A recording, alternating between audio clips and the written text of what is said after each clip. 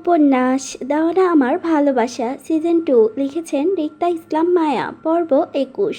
ঢাকা থেকে কিছু দূরে অবস্থান পুরাতন গুডাউন, সেখান থেকে গলাফাটা চিৎকারের প্রতিধ্বনি দেওয়াল ঘেঁষে ঝংকার তুলছে সেই শব্দ। নিঃসঙ্গ মানব চেয়ারে হাত পা বাঁধা অবস্থায় ঝুঁকে আছে, চারপাশ থেকে কালো পোশাকের দ্বৈত মানবগুলো ঘিরে দাঁড়ানো টানটান হয়ে নির্দয় হাতে বেদম পেটাচ্ছে নিঃসঙ্গ মানবটিকে। শরীরের জায়গায় জায়গায় কাতার আঘাতের চিহ্ন, খানিকটা নিচ দিয়ে গেছে বয়স্ক লোকটির শরীর। একটা সময় চিৎকার থামে, সেই সাথে থামে দ্বৈত মানবের করাঘাত। গম গম পায়ে আওয়াজ তুলে গোডাউনে প্রবেশ করলো কেউ। কালো পোশাকধারী মানবের মধ্যে থেকে কেউ একজন দ্রুত হাতে একটা চেয়ার এগিয়ে দেয়। সূক্ষ্ম চোখে আঘাতপ্রাপ্ত ব্যক্তিকে দেখে টান টান হয়ে বসে পড়ে সেই চেয়ারে।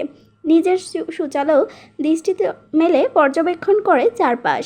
ব্যক্তিটি ঘাড় বেঁকে করে খানিকটা পাশে তাকিয়ে তীক্ষ্ণ কণ্ঠে বলে ওঠে পাশের জনকে, আফজাল সাহেবের খাতির যত্নের ত্রুটি রাখিসনি তো আসিফ?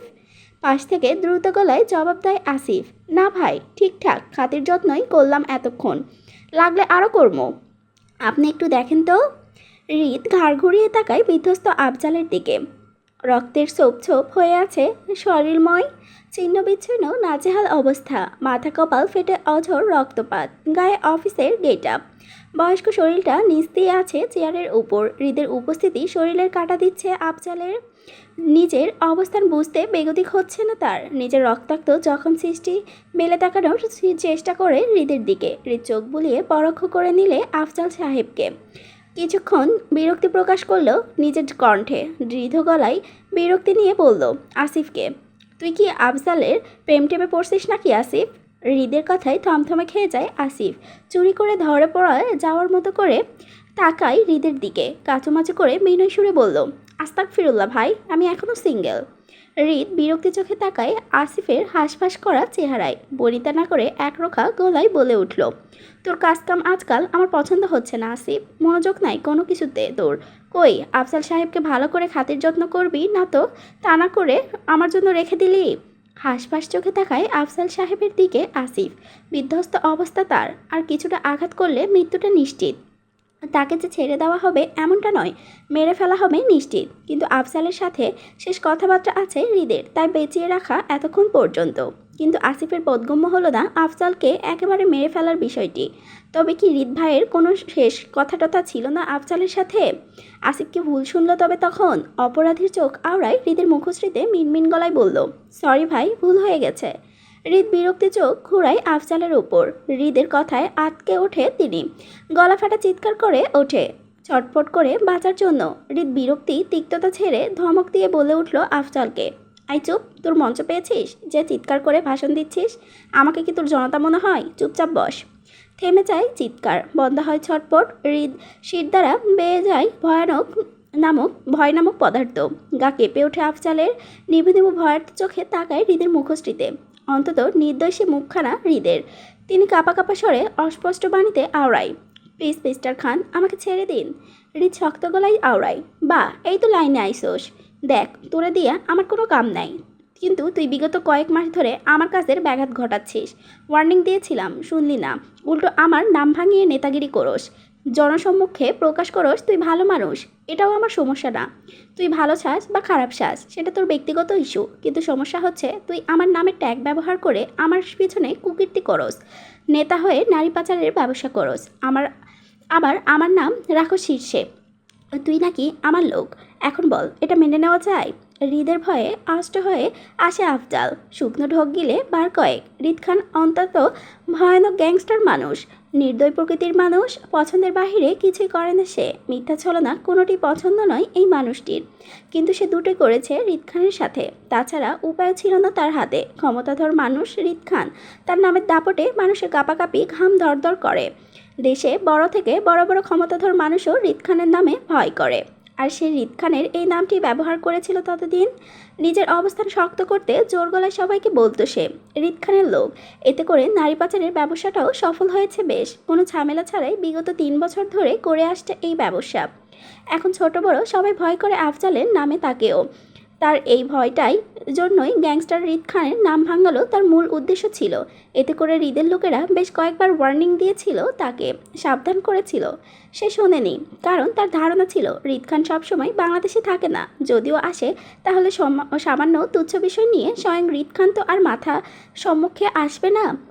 তাই হৃদ খানের স্বচক্ষে দেখার বিষয়টিও আসে না।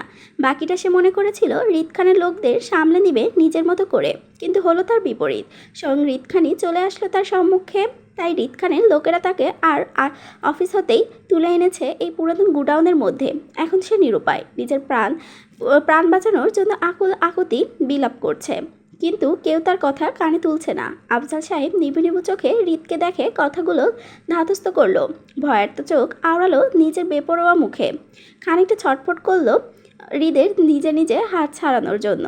ব্যর্থ হয়ে আকুতি জড়ানো গলায় বলল হৃদকে, খান সাহেব ক্ষমা করুন আমাকে, আমি বুঝতে পারিনি আপনি এতটা অসন্তুষ্ট হবেন আমার কাছে। যদি জানতাম তাহলে কখনোই এমনটা করতাম না। আপনার নামের পেছনে সরি, ভুল হয়ে গেছে আমার, এবারের মতো ক্ষমা করে দিন আমাকে প্লিজ মিস্টার খান। বিশ্বাস করুন, আপনার নাম নেওয়া ছাড়া আমাদের হাতেও অন্য কোনো উপায় ছিল না। এই ব্যবসায় প্রভাবশালীদের ক্ষমতা প্রয়োজন হয় নিজেদের আধিপত্য বিস্তার করার জন্য। আমিও তাই করতে চেয়েছিলাম, সাফল্য লাভ করেছি অনেকটা। আমার নিজের জায়গাটাই শক্ত করতে আপনার নামটা নিয়েছিলাম আমাদের নারী পাচারের ব্যবসায়, কিন্তু আমি বুঝতে পারিনি এই বিষয়টি যে আপনার এতটা অপছন্দ হবে। তাই অনুরোধ করছি আপনাকে, এবারের মতো ক্ষমা করে দেন আমাকে। ওয়াদা করছি নেক্সট টাইম আর কখনো এমনটা হবে না মিস্টার খান। আর না আপনার নামটা চড়াবো কোনো কিছুতে। প্লিজ শুধু এবারের প্রাণ ভিক্ষা চাইছি আপনার কাছে, প্লিজ দয়া করুন। আফজাল সাহেবের কথাগুলো পছন্দ হলো না হৃদের। তেতে চরম বিরক্ত সে।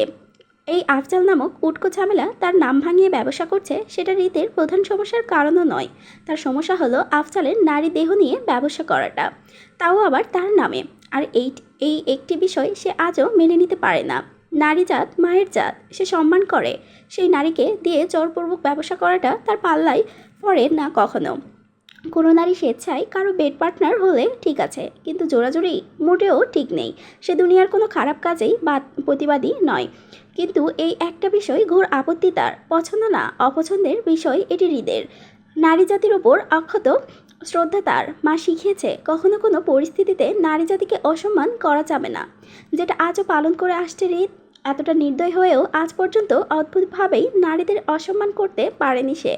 তার সর্বদা নারী জাতিকে সম্মানের চোখে দেখে এসেছে বরাবরই, কিন্তু আফজাল সমাজের আদর্শ নেতা হয়ে সেই সমাজে কলঙ্কিত করছে প্রতিনিয়ত। ছোট ছোট কিশোরী মেয়েদের ছেলেদের স্কুল কলেজ ভার্সিটির গেট থেকে তুলে এনে জোরপূর্বক নারী দেহের ব্যবসা করাচ্ছে, তাদের দিয়ে টাকা ইনকাম করাচ্ছে। অবুঝ নাবালিকা মেয়েদের দিয়ে বিভিন্ন দেশে পাচার করছে এই মেয়েদের। তাই এই বিষয়টি নিজে দেখবে। দেখ, আমি গ্যাংস্টার মানুষ, দুনিয়ার শীর্ষ খারাপ কাজগুলো আমার করার নীতি। আমি কি করিও সেটা অনায়াসে। আমার বিবেক বুদ্ধি কিছু বাধা দেয় না, আর না আবেগীয় হই। ছোট থেকেই পাওয়ারের প্রতি প্রচণ্ড লোভ ছিল আমার। চাইতাম গোটা দুনিয়া আমার হাতের মুঠোয় থাকবে। সেই লোভ একটা পর একটা পদক্ষেপ নেওয়া আমার। খুন খারাপি, হাঙ্গামা, শোরগোল, গুন্ডাবাজি সবই করেছি। ধীরে ধীরে নিজের নামের ভয়ে আধিপত্য বিস্তার করেছি মানুষের মনে। পাওয়ার আসতে শুরু করলো, ক্ষমতা বাড়লো, নিজেকে দুর্দান্ত মাফিয়াতে পরিণত করলাম। পাওয়ার নিয়ে খেলতে শুরু করলাম। একটা সময় থেকে শুরু হয় মানুষের মনের ভয় আমাকে ঘিরে। নিম্নবর্গের থেকে উচ্চবিলাসী মানুষজন যখন আমার সামনে দাঁড়িয়ে থরথর করে কাঁপে, তখন পৈশাচিক আনন্দ পাই আমি নিজের মনে। কিন্তু এতে কিছুরও পরেও আমি কোনো একটা জায়গায় এসে আটকে যাই, যেটা হলো নারী। দেখ, নারী জাতটা আমার কিন্তু বেশ পছন্দ না, অপছন্দেরই, প্যারাময় মনে হয় আর কি। কিন্তু তাই বলে আমি কখনোই সেই নারী জাতির অসম্মান করিনি। সবসময় মন থেকে একটা সম্মান আসে নারী জাতির উপর, আর সেটার কারণ হলো আমার মা, আর তারপর দাদি। তারা আমাকে ছোট থেকে শিক্ষা দিয়ে এসেছে যে নারীরা হলো মায়ের জাত, আর মায়ের জাতিদের অসম্মান করতে নেই, বরং সম্মান দিতে হয়। এই একটা কথায় আমি কখনো অবজ্ঞা করতে পারিনি। না চাইতেও নারীদের প্রতি শ্রদ্ধাবোধ চলে আসে আমার। গভীর শ্রদ্ধা যাকে বলে। দুনিয়ার সবচাইতে নৃশংস নিকৃষ্ট কাজগুলো আমি করেছি, শুধু নারী বিষয়ক কাজগুলো ছাড়া। এতটুকু বলে থামি হৃদ। ঝুঁকে বসে আফজালের দিকে। উরুতে নিজের দুহাত ভর রেখে হালকা ঝুঁকে তীক্ষ্ণ দৃষ্টিতে তাকায় আফজালের ভয়ার্ত মুখশ্রীতে। পুনরায় মাত্রাত্মিক শান্ত কণ্ঠে বলে উঠল হৃদ, দেখ, কোনো নারী স্বেচ্ছায় তোর বেডমার্টার হলে সমস্যা নেই, কিন্তু জোর জবরদস্তিটা পছন্দ না আমার। তুই একটাবার চিন্তা করে দেখ তো, কত হাজার হাজার কিশোরী মেয়ের সাজানো গোছানো স্বপ্ন নষ্ট করেছিস তুই। কত বাবা মার বুক খালি করে তাদের মেয়েদের পতিতালয়ে পাঠিয়েছিস তুই। উফ, অসহ্য। এই একটা বিষয়ই সহ্য হয় না আমার, গা শিউরে ওঠে রাগে। তাই তোকে আগে ওয়ার্নিং করেছিলাম এই রাস্তা থেকে সরে যেতে, গেলি না, বরং তুই আমার লোকদের টাকা অফার করলি, আমার সাথে বন্ধুত্ব করতে চাস। তাই আমিও ভেবেচিন্তে দেখলাম তোর অফার আসলে অ্যাকসেপ্ট করা যায়। যাই হোক, অফার অ্যাকসেপ্ট করলাম তোর, আজ থেকে তোর সাথে বন্ধুত্ব করলাম। আর সেই বন্ধুত্বের দাবিতে আজ থেকে তোর সকল বিজনেস, বাড়ি গাড়ি, টাকা, ব্যাংক ব্যালেন্স সব আমার নামে। দেখ, তোর সামনে কিছু দলিলপত্রের পেপার রাখা আছে, এখন তুই সেখানটায় সহজভাবে সহজ সরল হাতে সাইন করে দিবি। আর বাধ্য ছেলের মতো মরে যাবি আমার ছেলেদের হাতে, নয়তো বেশি করলে টর্চারও বেশি হবে তোর সাথে, রেহাই পাবি না।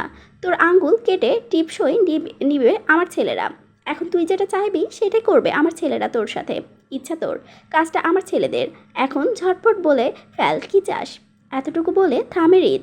পরক্ষণে ঘাড় ঘুরিয়ে তীক্ষ্ণ কণ্ঠে আসিফের উদ্দেশ্যে প্রশ্ন করল হৃদ, কিরে, পারবি না নেতা সাহেবের মনের ইচ্ছা পূরণ করতে? দ্রুত গলায় গমগমে উত্তর বসালো আসিফ, জি ভাই, পারবো। হৃদের বেপরোয়া কথাবার্তা ধাতস্থ হতেই গলা ফাটা চিৎকার করে উঠে আফজাল। নিজের সর্বোচ্চ দিয়ে ছটফট করে বাঁচার জন্য ব্যর্থ হয়ে গলা ফাটিয়ে আর্তনাদ করে হৃদের কাছে ক্ষমা চায়, আহাজারি করে। আমার ভুল হয়ে গেছে খান সাহেব, প্লিজ আমাকে ছেড়ে দিন। জানে মারবেন না, আমি বুঝতে পারিনি বিষয়টি।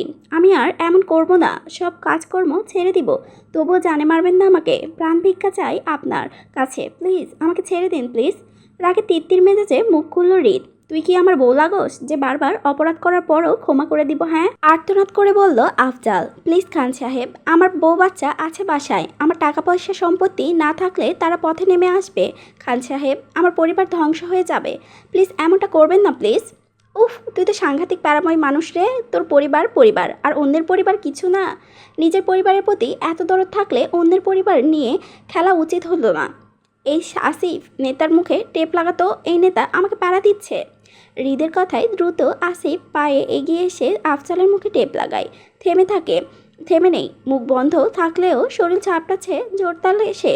ছটফট ভঙ্গিতে গঙ্গানোর শব্দ তুলে হৃদের সামনে। হৃদ দেখল না এসব।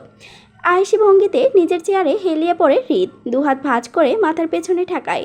ওপরে ছাদের দিকে তাকিয়ে অন্তত হতাশ গলায় বলল আফজালের উদ্দেশ্যে হৃদ, জানিস, একটা বউ আমারও আছে তোর মতো করে, বাচ্চা নেই, সংসারও নেই আমার, কারণ বাতিল বউ সে আমার। সাংঘাতিক বাড়াবাড়ি রকমের মেয়েটা, তোর মতোই কথা শোনে না সে আমার, কিন্তু তারপরও শাস্তি দিতে পারি না তোর মতো করে। আটকে যায় মেয়েটির মিষ্টি চেহারার দিকে তাকালে। আমি হলাম গ্যাংস্টার মানুষ, প্রেম ভালোবাসা বিয়ে কোনোটাই যায় না গ্যাংস্টার জীবনের সাথে আমার, কিন্তু মেয়েটাকে বুঝতে পারি না। আমার বিষয়টা সবটা জুড়ে বিচরণ চলে সেই মেয়েটার অবাধ্য মনে, কারণ সে আজকাল মনের হচ্ছে আমার গ্যাংস্টারের চরিত্রে কলঙ্কের দাগ পড়ে যাচ্ছে। আমার গ্যাংস্টার জীবনের দুর্বলতা রাখতে নেই, তাই মেয়েটাকে এড়িয়ে চলতে হবে আমার। কথাগুলো বলেই ঠিক হয়ে বসে হৃদ। আফজালের ভয়ার্থ দৃষ্টি নিজের দিকে স্থির করে অন্তত চিন্তিত গলায় আবারও পরপর প্রশ্ন করে বলে ওঠে হৃদ, আচ্ছা, আমরা কি সাংঘাতিক মেয়েটার এড়িয়ে চলতে হবে, ইগনোর করতে হবে তাকে দেখে থেকে? আমার কি আবারও ফিরে যাওয়া উচিত নিজ গন্তব্যে? এই মেয়ের মায়া থেকে বাঁচতে কি আবারও আমাকে দেশ ছাড়তে হবে? পার্কিং লট থেকে নিজের গাড়ির চাবি আঙ্গুলের প্যাচে ঘুরাতে ঘুরাতে খানবাড়িতে ফিরল আয়ন। হাতে কিছু কাজ চাপিয়ে মাত্রই ফিরল সে। কাল বাদ পরশু ফিরবে লন্ডনে, তাই বিগত দুদিন সে খানবাড়িতে থাকার সিদ্ধান্ত নেয়। সকালে মায়ার সাথে মাথায় ব্যান্ডেজ ড্রেসিং করে ফ্রেশ হয়ে তারপর বের হয়েছিল নিজের কাজের উদ্দেশ্যে।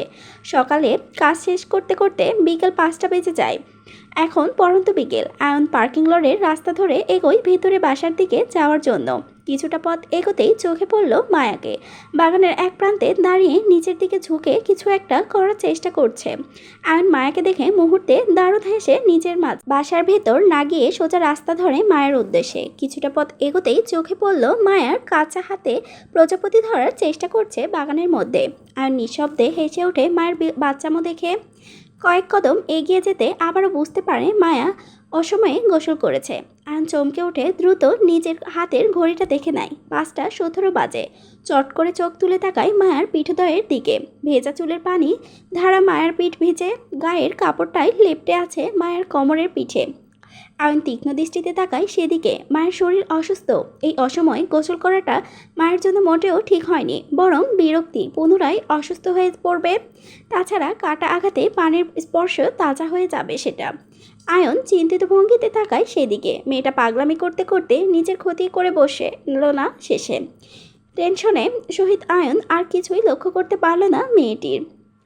টেনশনের উত্তেজনায় দ্রুত পায়ে এগিয়ে গেল সেদিকটায়। তপ্ত মেজাজে মেয়েটির হাতের কবজি টেনে ধরে নিজের সাথে মেশায় আয়নের বুকে। চোখ তুলে তাকানোর আগেই আয়ন কোমর চেপে ধরে মেয়েটির। অপদস্থ হয়ে মেয়েটি ছটপট করতেই মুখ খুলল আয়নের। শাসিত কণ্ঠে বলল, সব কিছুতে এতটা পাগলামো কিসের তোমার? এই অসময়ে গোসল করলে কেন? মাথার আঘাতটা পুনরায় তাজা হলো তোমার বোকামির জন্য। আমার কথা আয়নের কথাগুলো ইতি ঘটতে আগে ছটফট ভঙ্গিতে মুখ খুলল মেয়েটি। রাগী সুরে বলল, ছাড়ুন আমাকে অসভ্য লোক। মেয়েটির কথায় মুহূর্তে চমকে ওঠে আয়ন। অপদস্থক হয়ে হাতের বাঁধন ঢিলে করতেই ছিটকে বেরিয়ে আসে জুই। আয়নের দিকে রাগে কটমট করে তাকায়, ফুসফুস করে নিজের রাগটা দমানোর চেষ্টা। সে কিছু বলবে তার আগেই মুখ খুলল আয়ন। ইতস্তত কথায় বলল, আপনি?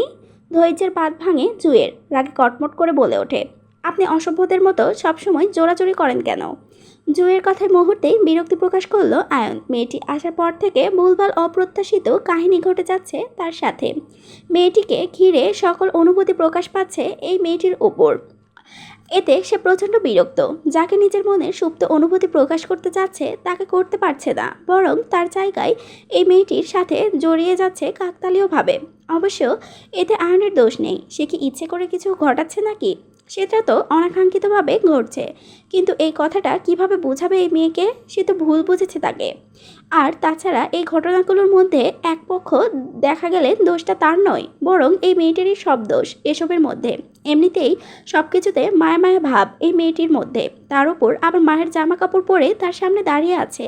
এখন সে পেছন থেকে কিভাবে বুঝবে এটা মায়া নয় অন্য কেউ? কে বলেছে এই মেয়েটাকে মায়ের জামা কাপড় পরে থাকতে? নিজের জামা কাপড় কি নেই তার? হ্যাঁ। আয়ন চাপা গলায় কিটমিট মেজাজে হট করেই বলে ফেলল, নিজের জামা কাপড় নেই, অন্যের জামা কাপড় কেন পরেছেন? আয়নার হঠাৎ কটাক্ষ করে কথায় অপদস্থ হয় জুই। মায়াকে হসপিটালে দেখতে এসে নিজের জন্য জামা কাপড় সাথে করে আনেনি সে। উত্তেজনায় নিজের জামা কাপড় আনতে ভুলে গেছে জুই। তাছাড়া হসপিটাল থেকে নিজের বাবা মার সাথে ব্রাহ্মণবাড়িয়াতে ফিরে যাওয়ার কথা ছিল ওর, কিন্তু মায়ের জোড়াজুড়িতে থাকতে হয় ওকে। কিন্তু এখন নিজের কাপড় না থাকায় বাধ্য হয়ে মায়ের কাপড় পরে সে। তাছাড়া দু বোন তারা সবসময় একে অন্যের জামা কাপড় পরে বেড়ায়। এটা নিয়ে কখনো ঝামেলা বা বিভ্রান্তি হয়নি নিজেদের মাঝে। মায়াও নিজের বাড়িতে গেলে জামা কাপড় নিয়ে যায় না, উল্টো জুইয়ের কাপড়ই পরে থাকে সব সময়। জুইয়ের তিক্ত রাগে মেজাজ বিগড়ে। তাদের দুই বোনের মধ্যে কখনো জামা কাপড় নিয়ে সমস্যা হয় না, তাহলে এই অসভ্য লোকটার কি সমস্যা? তাকে কেন এই অসভ্য লোকটার কাপড়ের খোঁটা দিচ্ছে? ফাউল লোক কোথাকার! আপনি শুধু অসভ্য ডাক্তার নয়, অসভ্য মানুষও বটে। আমার বাস চললে আপনাকে উগান্ডার টিকিট ধরিয়ে দিয়ে বাংলাদেশ থেকে বিতাড়িত করতাম এই মুহূর্তে। আপনি সভ্য জাতি না, অসভ্য জাতি। এই অসভ্য সমাজে বসবাস করা আপনার দরকার? মুহূর্তেই রাগে নিচে দুহাত মুষ্টিবদ্ধ করে নেয় অয়ন। জীবনেও কখনো তাকে এমনভাবে অসভ্য বলে উপাধি দেয়নি আর না কেউ খারাপ ব্যবহার করেছে, কিন্তু এই মেয়েটা কথায় কথায় তাকে অসভ্য বলে পরিচয় দিচ্ছে। সে কি অসভ্য? আপনি নিজের সীমা অতিক্রম করছেন মিস। মায়ের বোন বলে আপনি রেহাই পাচ্ছেন এতক্ষণ যাবৎ, নয়তো অসভ্য বলার অভিযোগে আপনাকে বুঝাতাম অসভ্য কাকে বলে। একদম। আমিও দেখতে চাই এই অসভ্য ডাক্তার আর কতটুকু অসভ্যতামি করতে পারে। কথাগুলো বলেই তপ্ত রাগে গম গম পায়ে হেঁটে চলে যায় জুই। পেছন থেকে রাগে নিজের দুহাত মুষ্টিবদ্ধ করে দাঁড়িয়ে থাকে আয়ন। নেহাত মেয়েটা মায়ের বোন, নয়তো এতক্ষণে অসভ্য ডাকার কারণে ভয়ঙ্কর কাজ করে ফেলতো আয়ন। বোঝাতো সে অসভ্যতার অসভ্যতামি কাকে বলে। জুই প্রচণ্ড রাগে দপদপ করে প্রবেশ করে মায়ের রুমে। গল্পে মগ্ন ছিল ফিহার সাথে মায়া। জুইয়ের হঠাৎ রাগের আগমনে মনোযোগ ভম্ম হয় দুজনের। চোখ তুলে তাকায় জুয়ের রাগান্বিত ফেসের দিকে। মুহূর্তে চমকে ওঠে দুজন। কৌতূহলবশত কেউ কিছু বলার আগেই প্রচণ্ড রাগে মুখ খুলল জুই। নিজের রাগ দমাতে না পেরে রাগে কটমট করে চিবোতে চিবোতে বলল জুই, আই সোয়ার ঋতু, জীবনে কখনো এতটা অপমানিত হয়নি কারো সামনে। এই ঢাকায় এসে অসভ্য ডাক্তারের পাল্লায় পড়ে গেলাম আমি। কথা নেই বার্তা নেই হুঠাৎ জড়াজড়ি করে সে। ইচ্ছে তো করছে অসভ্য ডাক্তারকে কাঁচা চেপিয়ে খায়। আমাকে আবার তোর জামা পরার দায়ে অপবাদ দিচ্ছে। ও এতটা অপমান সহ্য করা যায়? ছি। জুয়ের নাক মুখ ছিটকানো কথায় মুহূর্তেই তাজ্জব বনে যায় উপস্থিত দুজন। গোল গোল চোখে তাকায় জুয়ের সেই রাগান্বিত চেহারার দিকে। কি নিয়ে জুই এতটা রেগে আছে সেই বিষয়টি বোধগম্য হচ্ছে না কারো, তবে এতটা বুঝতে পারছে কারোর সাথে ভীষণ ঝামেলা হয়েছে জুয়ের। কিন্তু কার সাথে? মায়া মাথা আওড়ায় ফিহা। সে কিছু বলবে তার আগে পাশ থেকে মুখ খুলল মায়া। অবাক সুরে বলল, কি হয়েছে জুন্নু? এতটা উত্তেজিত হয়ে কাকে বকছিস? কেউ কি কিছু বলেছে তোকে? ঝামেলা করেছিস কারোর সাথে? ঝামেলা? আর আমি? Like seriously? তোর শ্বশুর বাড়িতে যে অসভ্য ডাক্তারের আমদানি রয়েছে সেটা জানিস না তুই? মায়া মাথা আওড়ায়, চোখ পিটপিট করে তাকায় জুয়ের দিকে। বিষয়টি বুঝতে পারছে না কাকে অসভ্য ডাক্তার বলছে। মায়ের জানা মতো খানবাড়ির প্রতিটা সদস্যই সভ্য জাতির মানুষ। তাহলে জুই অসভ্য জাতি পেল কোথায় এখানে? তবে হ্যাঁ, এই খানবাড়িতে হৃদ ছাড়া মায়ার জানা মতে আর কেউই নেই অসভ্য জাতি। তবে হৃদ ভাইয়া কিছু কিছু করলো জুয়ের সাথে? মায়া মুহূর্তে আতঙ্কিত দৃষ্টি ফেলে জুয়ের উপর। মায়া কিছু বলবে তার আগে ফিহা অত্যন্ত সন্দেহপূর্ণতা নিয়ে জুইকে বলে, তুমি কার কথা বলছো জুই? এ বাড়িতে ডাক্তার তো আয়ন ভাইয়া ছাড়া আর কেউ নেই। তাহলে তোমার ঝামেলা কার সাথে হলো? সোজা সাপটা উত্তর, ওই অসভ্য ডাক্তারের সাথেই হয়েছে। উত্তেজিত গলায় সাথে সাথে বলল ফিহা। মানে আয়ন ভাইয়ের সাথে? বিরক্তি নিয়ে ছোট মুখে সম্মতি করলো জুই। মায়া পিট করে সেদিকে তাকায়। জুই এতক্ষণ যাবৎ আয়ন ভাইয়াকে অসভ্য ডাক্তার বলে বকছিল, বিষয়টি মোটেও বোধগম্য ছিল না ওর। কিন্তু জুইয়ের মুখে আয়নের নামটা শুনে অবিশ্বাস দৃষ্টিতে তাকায় মায়া। কারণ মায়ের জানা মতে আয়ন ভাইয়া হলো একজন সুশৃঙ্খল সভ্যতার দারুণ পুরুষ। আর তার সম্পর্কে জুয়ের এমন বাজে মন্তব্য অবিশ্বাস মায়ের কাছে। মায়ার চিন্তাভাবনার মাঝেই গলা ফাটিয়ে হো হো করে হেসে ওঠে ফিহা।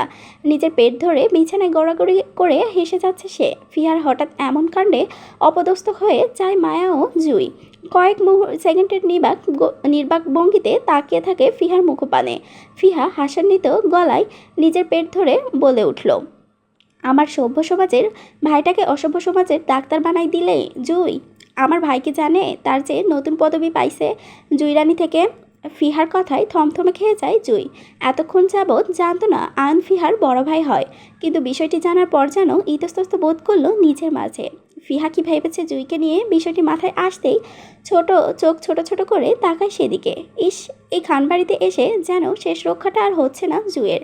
একের পর এক বিভ্রান্তিকর পরিস্থিতিতে পড়তে হচ্ছে ওকে।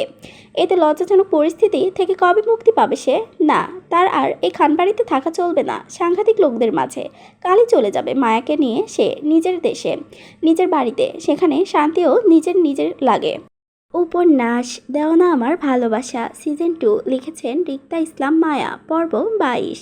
উত্তেজনায় টানটান পরিবেশ। চারপাশে কালো নিষ্ক্রিয় অন্ধকার। মধ্যবর্তী উঠোনের একপাশে একমুঠো সোনালি আলো আলোকিত চারপাশ। 100 পাওয়ারের বাল্ব জ্বালিয়ে টিনের ছাউনিতে রাত 8টা কি 9টা। শেষ আলোকে ঘিরে বসে আছে গ্রামের গণ্যমান্য ব্যক্তিরা। থমথমে বিদ্রুপ পরিবেশ। তিক্তটা ছেকে আছে উপস্থিত মুরব্বীগণের মধ্যে। গ্রামের মূল কেন্দ্র বিন্দু চেয়ারম্যান শামসুজ্জামান মাথা ঝুঁকে ধ্যানরত অবস্থায় বসে আছে। কিছু নিয়ে তীব্র চিন্তা ভাবনা চলছে নিজের মাঝে ওনার। পরিস্থিতি উপস্থিত ছোট বড় সবাই ওনার দিকে কৌতূহলী চোখে তাকিয়ে আছে উত্তরের আশায়। তারপর কি হবে সেটা জানার তীব্র আকাঙ্ক্ষা বিস্তার সবার মাঝে। কিন্তু তিনি মত্ত। সময় নিয়ে উত্তরটা গোছালেন নিজের মধ্যে। চোখ তুলে তাকালেন সামনে চেয়ারে বিধ্বস্ত অবস্থায় বসা শক্তপোক্ত সুঠম দেহের অধিকারী মানবটির দিকে। কত নীরবে সেই দৃষ্টি। এত কিছুর পরও বিন্দুমাত্র তেজ কমেনি ছেলেটির চোখে। ক্ষুব্ধ দৃষ্টিতে শক্ত হয়ে বসে আছে ঠাই জায়গায় ছেলেটি। নিজের সিদ্ধান্তে সে অটুট। আর তাকে ঘিরেই চারপাশের এত উত্তেজনার রেশ। উপস্থিত গ্রামবাসীর অনেকের মধ্যে রাগ ক্ষুব্ধ ফেটে পড়েছে এই ছেলেটিকে মারার জন্য। কিন্তু তারপরও ছেলেটির সেদিকে খেয়াল নেই। বিন্দুমাত্র ভয় নেই নিজের মাঝে ছেলেটির। শামসুজ্জামান অন্তত মুগ্ধ হলেন ছেলেটির দুর্দান্ত সাহসী পরায়ণতা দেখে। তিনি মুখে আওড়ালেন না সেটি। কারণ এই মুহূর্তে ছেলেটিকে ঘিরে চারপাশের উত্তেজনা সামলাতে হবে ওনাকে। যদি এই ছেলেটি উপস্থিত গ্রামবাসী সবার কথা মেনে না নেয় তাহলে চেয়ারম্যান হিসেবে তাকে কঠিন দণ্ডায়মান করতে হবে এই ছেলেটিকে। তিনি আরও একবার নীরব চোখে বোঝালেন ছেলেটির দিকে। অন্তত গম্ভীরভাবে টানলেন মুখে। গম্ভীরতা নিয়ে বলে উঠল ছেলেটিকে, আমাদের গ্রামের কিছু রীতিনীতি আছে যেটা তুমি ইতিমধ্যে কয়েকবার ভঙ্গ করেছ। আবার আমাদের গ্রামের ছেলেদের গায়েও হাত তুলেছ। এখন তারা হসপিটালে আছে, অবস্থা শোচনীয় তাদের। তারপরও তোমার সাথেও সুন্দরী দুটো মেয়ে আছে। একজনের সাথে তোমাকে নাকি অন্তরঙ্গ অবস্থায় পাওয়া গেছে, সেটা আমাকে জানালো গ্রামবাসী। যদিও আমি স্বচক্ষে বিষয়টি দেখিনি, কিন্তু গ্রামের চেয়ারম্যান হিসেবে আমি এই গ্রামবাসীর কথায় আগে শুনব এবং সেটা বিশ্বাস করব, এটা স্বাভাবিক। তবে তুমি ভিনদেশি বলে যে তোমার কোনো কথাই যে গ্রহণযোগ্য হবে না সেটাও না। আমি তোমার কথা মেনে নিলাম, ছেড়েও দিব তোমাদের, তাও যথেষ্ট সম্মানের সহিত, যদিও তুমি আমাদের গ্রামবাসীর শর্তগুলো মেনে নাও তাহলে। নয়তো দুহাত মুষ্টিবদ্ধ করে শক্ত গলায় বলল ছেলেটি। নয়তো কি? তিনি আবার চোখ আওড়ালেন ছেলেটির শান্ত হয়ে থাকা মুখের দিকে। ছেলেটির সাহসী, সাথে সাথে বেশ সুদর্শন ও বটে। অন্তত মায়াবী চেহারার অধিকার এই ছেলেটি, যে কোনো মানুষের নজর ও মন কাড়াতে সক্ষম। তিনি পুনরায় গম্ভীর করে নিজেকে গম্ভীর করে তুলে উঠে বললেন, তুমি সাহসী, অত্যন্ত সাহসী এবং বুদ্ধিমান একজন পুরুষ, সেটা এতক্ষণে আমার সাথে সাথে এলাকাবাসীও বুঝে গেছে। তুমি যে নিজের বুদ্ধি খাটিয়ে এতক্ষণ যাবৎ গ্রামবাসীর ভিড়েও সুস্থ সাপেক্ষে দাঁড়িয়ে আছো এবং কেউ তোমার কিছুই করতে পারেনি, সেখানেও তোমার বুদ্ধিমত্তার পরিচয় পাওয়া গেছে। গ্রামবাসী বেশিরভাগ সময়ই মানুষই স্বল্প শিক্ষিত মানুষ। তারা হাতে কলমে ভাষা খুব কম বোঝে। যেটা বুঝে সেটা হলো আবেগ, ভালোবাসার কথা, যেটার দূর দূর দিক থেকেই তুমি তাদের কষ্ট দিয়েছ। এখন তারা সবাই তোমার উপর প্রচণ্ড ভাবে ক্ষেপে মারতে চায় তোমাকে। এতক্ষণ পর্যন্ত আমি এলাকাবাসীকে দমিয়ে রাখলেও বেশিক্ষণ সেটা পারবো না। তোমার সাথে সাথে মেয়ে দুটো কতক্ষণ যাবত সুস্থ থাকবে তাও বলতে পারছি না। তুমি বুদ্ধিমান ছেলে, তাই তোমাকে পুনরায় বুঝিয়ে বলার মতো কিছু দেখছি না আমি। এখন ভালো সেটাই হবে যেটা তুমি গ্রামবাসীর দামে মেনে নাও। এতক্ষণ যাবৎ ঠান্ডা মস্তিষ্কের পরিবেশটা সামলেও ধীরে ধীরে যেন অন্যের ধৈর্যর বাঁধ ভাঙছে গ্রামবাসীর উদ্ভট শর্তে। কিছুতেই নিজেকে কন্ট্রোল করা সম্ভব হচ্ছে না। রাগে যেন ভেতর ফেটে ফেটে পড়ছে মুহূর্তেই। দাঁতে দাঁত চেপে ধরে ঠান্ডা মাথায় বিগত 3 ঘন্টা যাবৎ সব কিছু ঠিকঠাক করার চেষ্টা করছে আয়ন, কিন্তু কিছুতেই যেন কিছু ঠিক হচ্ছে না, বরং হিতের বিপরীতে যাচ্ছে পরিস্থিতিটা। সেই সন্ধ্যা 6টা থেকে এই গ্রামবাসী কাহিনী শুরু হয়েছে। এখন বাজে রাত 9টা। পরপর তাদের ছাড়ার নামই নেই, আটকে রাখা হয়েছে জোরপূর্বক তাদের 3 জনকে। তারপর আবার ফালতু সব শর্ত, বিয়ে করতে হবে। আয়ন ডাকে হাতের মুষ্টিটা আরও শক্ত করে, বিরক্তির নিঃশ্বাস ফেলে শব্দ করে। এই ঘটনা শুরু হয়েছে সন্ধ্যা থেকে। আয়ন আজ বিকেল করে মায়া আর জুইকে নিয়ে ঢাকা থেকে বের হয়েছিল ব্রাহ্মণবাড়িয়ার উদ্দেশ্যে। মায়া আর জুইকে নিজের বাড়িতে রেখে আসার প্রধান দায়িত্বটা নিয়েছিল আয়ন। সেই দায়িত্ব পালনের জন্য বিকেল 4টা করে খানবাড়ির থেকে রওনা হয়েছিল আয়ন মায়া আর জুইকে নিয়ে। ড্রাইভার সাথে আনেনি, আয়ন নিজেই ড্রাইভ করেছিল গাড়ি। হঠাৎ মধ্যে রাস্তায় গাড়িটি আপনা আপনি থেমে যায়। আয়ন গাড়িটি ভালো করে চেক করতে বুঝতে পারে গাড়ির তেল শেষ হয়েছে। গাড়িটিকে নিয়ে আসার সময় তেল আছে কিনা সেটা চেক করেনি সে। অসময়ে গাড়ির তেল শেষ হওয়ার বিরক্তি হয় আয়ন। মায়া আর জুইকে বুঝিয়ে রেখে সে কিছু দূরে এগিয়ে গিয়েছিল তেলের খোঁজে। ব্যথা হয়ে ফিরে আসে, দেখে মায়া জুইয়ের বিধ্বস্ত অবস্থা। গ্রামের দুটো বখাটে ছেলে মায়া আর জুইকে উত্ত্যক্ত করছে, হাত ধরে টানাটানি করছে কোথাও নিয়ে যাওয়ার জন্য। এমন দৃশ্য দেখে আয়নের রাগটা কন্ট্রোল হয়নি। দক্ষ হাতে বেদম পেটালো ছেলে দুটোকে।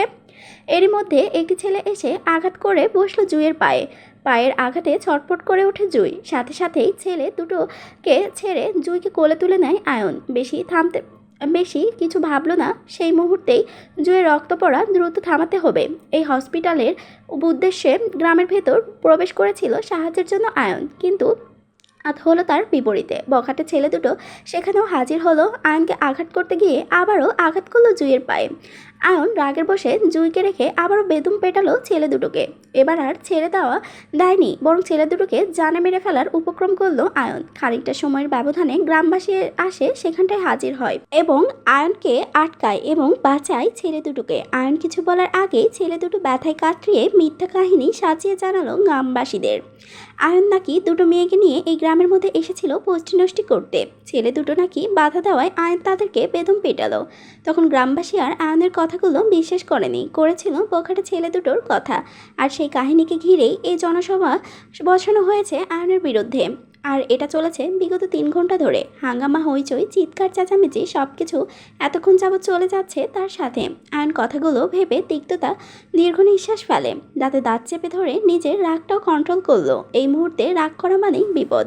আয়ন একা থাকলে তাও একটা কথা ছিল, কিন্তু সে একা নয়, সাথে আছে মায়া ও জুই। তাই বোকামো করা যাবে না মোটেও। এলাকাবাসী আয়নের কিছু করতে না পারলেও মায়া ও জুই ঠিকই ক্ষতি করে বসতে পারে। আয়ন সবটা ভেবে নীরব ভঙ্গিতে তাকায় চেয়ারম্যান শামসুজ্জামানের দিকে।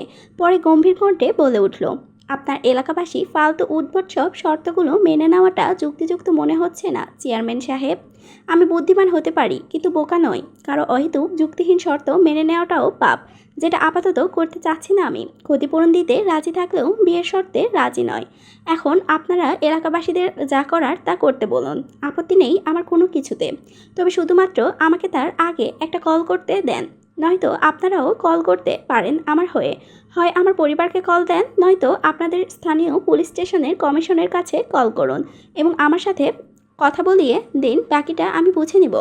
আয়ন গম্ভীর মুখের কথায় পিত্তে জ্বলে উঠে পাশে দাঁড়িয়ে থাকা লাঠিয়াল ছেলেটি অন্তত গভীর কণ্ঠে গর্জন করে বলে উঠল, চুপ শালা, টাকার গরম দেখাস আমাটারে। চেয়ারম্যান সাহেব হের সাথে এত কথা কয়েন না, কন আমাদের হের এখানি জান্ত পুতাইয়া মারমু। দুই মায়া লইয়া নষ্টামি করতে ফেরে হে, বিয়াও করতে পারে না শালার পুত। ছেলেগুলোর আজ পড়া গায়ের কথায় জায়গা জ্বলে ওঠে আয়নের। অগ্নিদৃষ্টিতে তাকায় লাঠিয়াল ছেলেটির দিকে সে। লাঠিয়াল ছেলেটি আয়নের দৃষ্টি বুঝে আরও ক্ষিপ্ত হলো। আটক কষায় ভাষায় আরও কিছু আওড়াবে তার আগেই হাতের ইশারায় থামতে বলে চেয়ারম্যান শামসুজ্জামান। লাঠিয়াল ছেলেটি মুহূর্তেই থেমে গেল, কিন্তু ক্ষিপ্ত দৃষ্টিতে তাকিয়ে রইল আয়নের দিকে। আয়নের অগ্নিদৃষ্টি সেদিকেই ছিল লাঠিয়াল ছেলের উপর, কিন্তু ঘোর ভাঙল আবারও চেয়ারম্যান শামসুজ্জামানের কথায়। আয়ন বিরক্তি দৃষ্টি ঘুরিয়ে চেয়ারম্যানের দিকে তাকায়। তিনি আবারও গম্ভীর মুখে বলে উঠল আয়নকে, তোমার কোনো কথা যে এই মুহূর্তে রাখা যাবে না সেটা নিশ্চয়ই স্পষ্ট তুমি বুঝতে পারছো। তোমার ফোনও এই মুহূর্তে গ্রামবাসীর দখলে, সেটার সাথে দুটো মেয়েও আমাদের কাছে বন্দি। এখন তুমি দুটোর মেয়ের মধ্যে যে কোনো একজনকে বিয়ে করে সম্মানের সহিত বাসায় ফিরে যাও, নয়তো দুটো মেয়েকে এই গ্রামে আটকে রাখবো আমরা। বিয়েও দিব দুটো মেয়েকে আমাদের গ্রামের দুটো ছেলের সাথে, যাদের তুমি মেরে হাত পা ভেঙে হাসপাতালে পাঠিয়েছো তাদের সাথে। এমনিতেই তাদের অবস্থা করুন, জীবনে ভালো মেয়েকে বিয়ে করতে পারবে কিনা সন্দেহ। তাই তুমি যেহেতু হাত পা ভেঙেই ফেলেছ, তাই তুমি ক্ষতিপূরণ দিবে তাদের। তোমার সাথে আসা দুটো মেয়েকে আমরা বিয়ে করিয়ে দিব গ্রামের ওই দুটো ছেলের সাথে, হয় স্বেচ্ছায় না হয় জোরে। এখন ঠিক করো তুমি কি করবে, যে তুমি কি করবে। এতক্ষণ ধৈর্যের বাঁধ ভাঙল আয়নের। খানিকটা চমকায় চেয়ারম্যান শামসুজ্জামানের কথায়। রাগে রিড়ি করে উঠল নিজের মাঝে। সেই রাগটা প্রকাশ পেল নিজের চেহারায়। দাঁতে দাঁত চেপে বলে উঠল আয়ন, ফাজলামো পেয়েছেন আপনারা। সব কিছু এত সোজা মনে হয় আপনাদের কাছে। চেনেন আমাদের। জায়গায় বসে থেকে একটা ফোনের মাধ্যমে আপনার পুরো গ্রামবাসীর নাজেহাল অবস্থা করে ফেলতে পারি আমি। পুরো গ্রামবাসী সারা জীবন থানা পুলিশ কোর্ট কাচারি করেও রেহাই পাবেন না চেয়ারম্যান সাহেব। এতটা বিধ্বস্ত অবস্থা হবে তাদের। আর তাছাড়া কতবার বলবো, মেয়ে দুটোর মধ্যে একজন আমার ফ্রেন্ডসই হয়, তার সাথে আমার বিয়ে পারিবারিকভাবে ঠিক করা। সময় মতো আমরাও বিয়ে করব। এখন আংটি পরিয়ে রেখেছি পারিবারিকভাবে, তাও বিশ্বাস হচ্ছে না আপনাদের। এখন আমাদের পরিবারকে না জানিয়ে হুট করে বিয়েটা করাও সম্ভব নয়। আমাদের পরিবার কষ্ট পাবে সেটাতে। আর রইল আমাকে অন্তরঙ্গ অবস্থায় পাওয়া তো সেটা নিয়েও আমি বেশ কয়েকবার বুঝিয়েছি আপনাদের যে আমার ফিয়ান্সির বোনের বাম পায়ে প্রচণ্ড আঘাত পাওয়ায় আমি বাধ্য হয়ে তাকে কোলে নিয়েছিলাম হসপিটালে নিয়ে যাওয়ার উদ্দেশ্যে, এবং মেয়েটিকে কোলে নিয়ে গ্রামের ভিতরে প্রবেশ করি। কিন্তু পথিমধ্যে আপনারা সবাই আমাদের আটকে দিলেন এবং বন্দি করে রাখলেন এখানে 3 ঘন্টা ধরে। আর তাছাড়া আমাদের এলাকায় ওই ছেলে দুটোর জন্যই আজ এই অবস্থা হয়েছে জুয়ের। অসভ্যতামি করছিল আমার ফিয়ান্সি ও তার বোনের সাথে, আর আমি সেই বিষয়টিকে কেন্দ্র করেই বেদম মারলাম তাদের। ইচ্ছা প্রবল ছিল ছেলে দুটোকে জানে মেরে ফেলার, কিন্তু করিনি। দয়া দেখিয়ে ছেড়ে দিয়েছিলাম তখন। আর এখন তো তাদের হাতেই আমার ফিয়ান্সি ও তার বোনকে তুলে দিতে বলছেন চেয়ারম্যান সাহেব। আপনার মনে হয় না এবার বাড়াবাড়িটা বেশি হয়ে যাচ্ছে?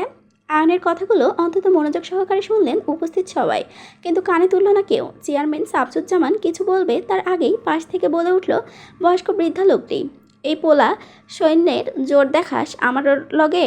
আমরার গ্রামে থেকা কোষ আমার গ্রামের পোলারে জানে মাইরা লইবে। আমি কি খুদি বইয়া রইমু এখন? সাহস দেখাস আমরার লগে। আয়ন তীক্ষ্ণ দৃষ্টিতে তাকালো লোকটির দিকে। বয়স্ক লোক, ঢিলেঢাল পুরাতন পাঞ্জাবি ও লুঙ্গির সাথে মুখ ভর্তি লাল লাল দাড়ি, হয়তো মেহেদি দিয়ে লাল পাকা দাড়ি করে রেখেছে।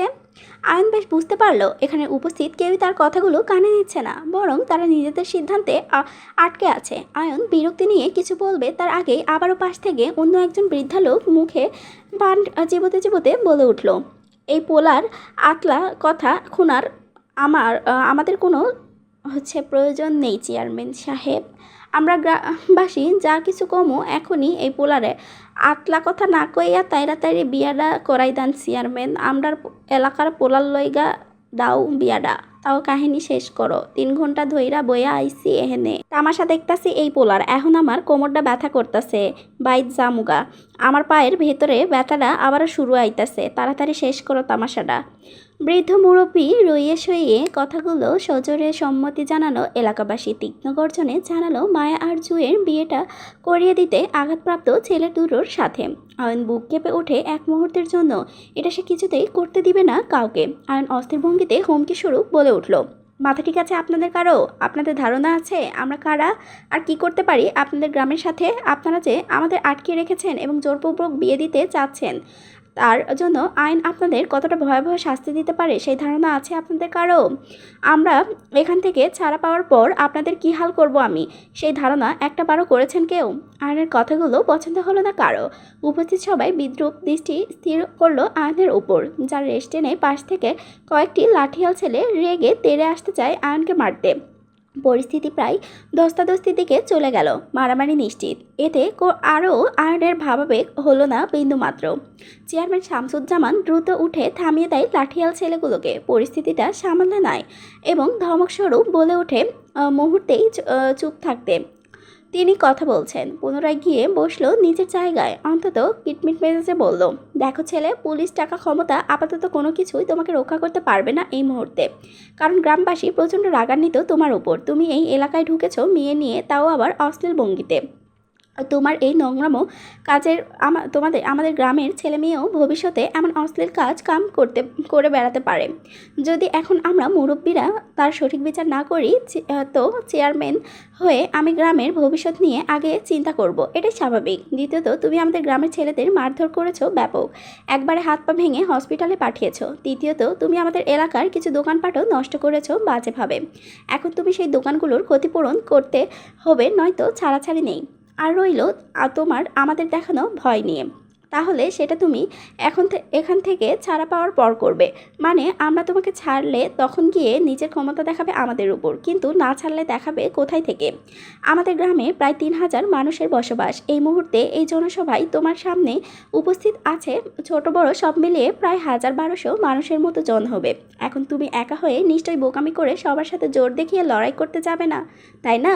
যদি করতে চাও তাহলে আমি আর বাধা দিব না কাউকে, তবে তোমাকে মেরে যে মেয়ে দুটোকে গ্রামবাসী আটকে রাখবে এটাও নিশ্চিত। এখন ডিসিশন তোমার, যাও গিয়ে লড়াই করো 1200 মানুষের সাথে, আর নয়তো বুদ্ধিমান ছেলের মতো আমাদের কথা মেনে নাও। আয়ন থমকে যায় মুহূর্তেই, সারা শরীর হিম হয়ে কাটা দিচ্ছে উঠছে। ও এতক্ষণ যাবৎ উক্ত থাকা শক্তি হাতটি মুহূর্তেই নরম হয়ে যায়। আয়ন নিজের জন্য চিন্তা করছে না, সে চিন্তা করছে মায়া ও জুইকে নিয়ে। এই বাজে পরিস্থিতিতে যদি আয়ন গ্রামবাসীর সাথে মেনে না নেয়, তাহলে মায়া এবং জুই দুইজনকে হারাতে হবে তাকে, যেটা সে কখনোই চায় না। হারানোর ভয়ে আয়নের শক্তপোক্ত শরীরটা মুহূর্তেই মৃদু কেঁপে ওঠে, সেই সাথে কেঁপে ওঠে আয়নের বুক। অস্থির উত্তেজনায় কম্পিত হচ্ছে কলিজা সহ। বিগত 3 ঘন্টা যাবৎ মায়া ও জুইকে দেখতে পাচ্ছে না আয়ন। গ্রামের মহিলারা জোরপূর্বক আয়ন থেকে মায়া ও জুইকে ছাড়িয়ে নিয়ে গেছে গ্রামের আসার পরপরই। তাই আয়নের জানা নেই তারা দুজন এখন কেমন আছে, ভালো আছে কিনা। গ্রাম মহিলারা কিছু বলছে না তাদের সাথে। এই মুহূর্তের জন্য আয়ন মনে উকি দিল জুয়ের পায়ের অবস্থাটা জানার জন্য। বাম পায়ের গভীর আঘাতটা ছটফট করছে মেয়েটা, অঝরে রক্তপাত হচ্ছিল পায়ের মধ্যে। আচ্ছা, এখন কি ঠিক আছে মেয়েটা, নাকি প্রচুর রক্তপাতে বেহুশ হয়ে গেছে মেয়েটা? আয়ন মনে মনে নিজেকে তীব্র ধিক্কার জানালো। সামান্য দুটো মেয়েকে সে সেফ রাখতে পারলো না। আয়নের মধ্যে তীব্র অপরাধবোধও সৃষ্টি হলো অনেকটা, মনে ছটফট দ্বিগুণ হলো। কিন্তু আয়নকে যেতে দিল না কেউ মায়ের বা জুয়ের কাছে। অক্ষত আয়ন রাজি হলো বিয়ে করতে মায়াকে। মনে মনে ভাবলো একদিন তো সে এমনি মায়াকে বিয়ে করে নিত, তাহলে আজ না হয় পরিস্থিতির দায়ে বিয়েটাই করে নিক। তাছাড়া সবচেয়ে বড় পাওয়া হলো ভালোবাসার মানুষটিকে সে বিয়ে করছে, অন্য কাউকে তো নয়। আয়ন শান্ত হলো, সেই সাথে শান্ত হলো আয়নের অস্থির তোলপাড় মন। ঠান্ডা মেজাজে সম্মতি জানালো এলাকাবাসীর কথায়, মেনে নিল গ্রামবাসীর দেওয়া সকল শর্ত। আপনাদের দেওয়া সব শর্ত মেনে নিলাম চেয়ারম্যান সাহেব, তবে আমারও একটি শর্ত আছে। আমার ফিয়ান্সি ও তার বোনের সাথে আমার দেখা করতে দিবেন একটু? আমি দেখতে চাই তারা সুস্থ আছে কিনা। আয়নের কথায় মুহূর্তে সবাই মেনে নেয়, আপত্তি করল না কোনো কিছুতে। চেয়ারম্যান শামসুজ্জামান সম্মতি জানিয়ে বলল, সমস্যা নেই, মেয়ে দুটোই আপাতত ঠিক আছে, টেনশনে কিছু নেই। তবে একটা মেয়ের অবস্থা একটু খারাপ, বিশেষ করে তার বাম পায়ের অবস্থাটা। আমাদের গ্রামে বিশেষ কোনো হসপিটাল নেই, তাই ডাক্তার এখনও দেখানো হয়নি, তবে ফার্মেসির ডাক্তার দেখানো হবে মেয়েটিকে। চেয়ারম্যানের শামসুজ্জামানের কথাগুলো শেষ করার আগেই উত্তেজিত ভঙ্গিতে বলে উঠল আয়ন, শিট, তার কোনো দরকার নেই চেয়ারম্যান সাহেব, আমি নিজেই একজন ডক্টর, আমি দেখে দেব তাকে। আপনি শুধু আমার বলা ওষুধগুলো ফার্মেসি থেকে আনিয়ে দিন, তাহলেই হবে। প্লিজ আমার এতটুকু কাজ করে দিন। মেয়েটার বাম পায়ের ক্ষতটা বেশ গভীর, দ্রুত চিকিৎসা করা দরকার। এমনিতেই এসব ঝামেলার জন্য বেশি দেরি হয়ে গেছে, 3 ঘন্টা ধরে মেয়েটার পায়ের ব্যথা ছটফট করছে। প্লিজ আমাকে ওদের কাছে নিয়ে চলুন। উপস্থিত জনসভা হইচই বেড়ে যায়, কানাকানি ফিসফিস শব্দ জোর হয়ে তলে। আয়নের বিষয়টি ভালোভাবে নিচ্ছেন না তারা। চেয়ারম্যান শামসুজ্জামান বিষয়টি বুঝে সবাইকে শান্ত করলেন। পর মুহূর্তেই আয়নকে বলে উঠল, আগে বিয়েটা করে নাও, তারপর মেয়েটির সেবা করো, কেউ আটকাবে না। পাগল হয়ে গেছেন আপনারা? একটা মেয়ের অসুস্থ অবস্থায় 3 ঘন্টা ধরে পায়ের ব্যথা ছটফট করছে, আমি ডাক্তার হয়েও তাকে চিকিৎসা করতে দিচ্ছেন না? আপনাদের কাছে কি মানুষের জানের চেয়ে একটা বিয়ে বড় হয়ে গেছে? মানবতা বলতে কিছু নেই আপনাদের মাঝে? আয়নের অসহায়ত্বের সুযোগ দিল পাশের সেই লাঠিয়াল ছেলেটি, জোর গলায় বলল, না নাই মানবতা তানবতা তোরই আছে, যা এখন বিয়াটা তাড়াতাড়ি কর, নাইলে থাক তুই এহেন বইয়া। তারপরও বিয়া না কইরা মাইয়ার কাছে যাইতা দিতাম না। তুই বিয়া করতে দেরি যত করবি আমরাও দেরি করবো, তারপরও যাইতে দিতাম না তোরে। আয়নের রাগ ভারী তত্তর করে, অশিক্ষিত মূর্খ বলদের সমান। তখন তাদের বুঝিয়েও এখন কোনো লাভ নেই, তারা বুঝবে না, বরং উল্টো হামলা করে বসবে। আয়ন কিছু বলার আগেই পাশ থেকে বলে ওঠে চেয়ারম্যান জামান। তিনি অন্তত গম্ভীর মুখে বলে উঠল, কথা বাড়িয়ে লাভ নেই ছেলে, তোমার কথা কেউ আপাতত শুনবে না। তাছাড়া আমরা তোমাকে কিছুক্ষণ আগেই সম্মতি দিয়েছে মেয়েটির সাথে দেখা করার, তবে সেটা বিয়ে করার পর। মসজিদের ইমাম সাহেব এখানেই আছে বসে, আর তিনি তোমার সাথে তোমার হবু বউয়ের বিয়ে পড়াবেন।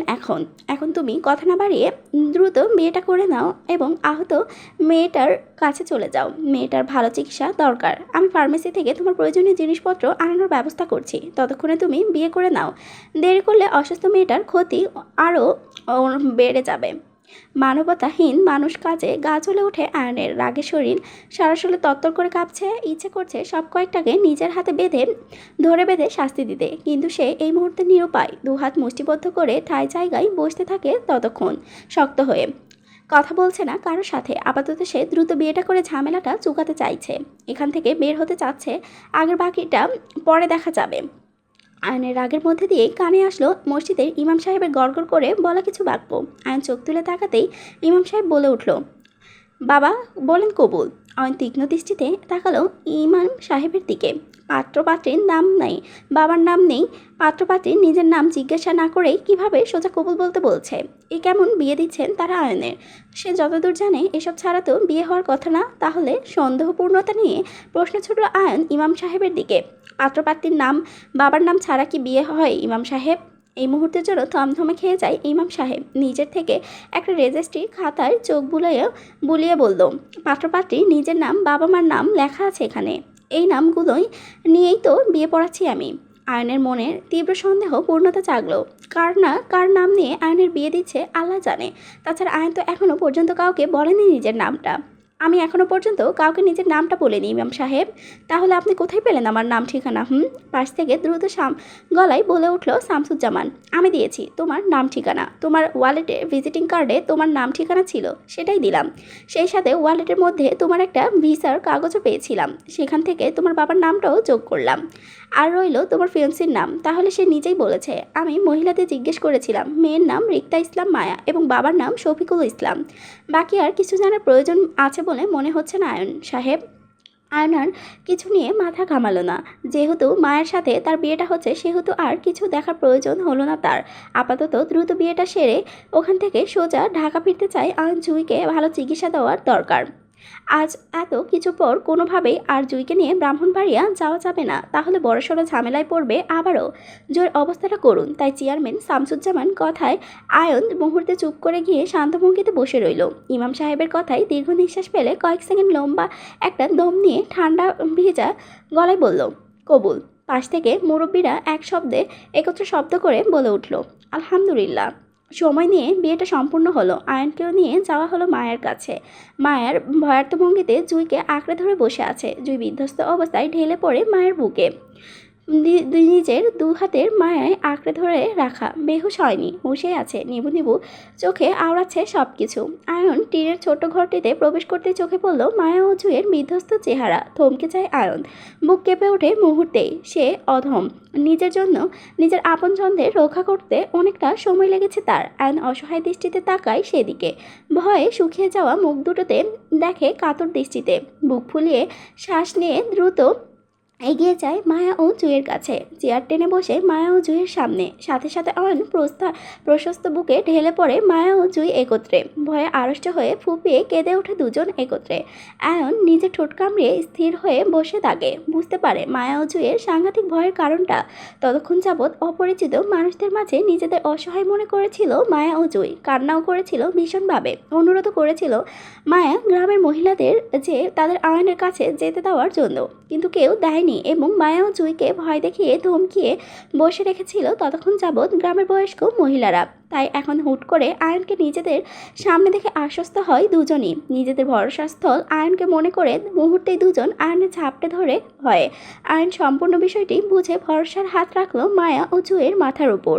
উপন্যাস দেওয়ানা আমার ভালোবাসা সিজন 2 লিখেছেন রিক্তা ইসলাম মায়া। পর্ব 23। রাত 12টা। আয়নের গাড়ি থামলো খানবাড়ির পার্কিং এরিয়াতে। আয়ন দ্রুত তার নাই গাড়ি থেকে নেমে দরজা খোলে তাই পেছনের সিটের।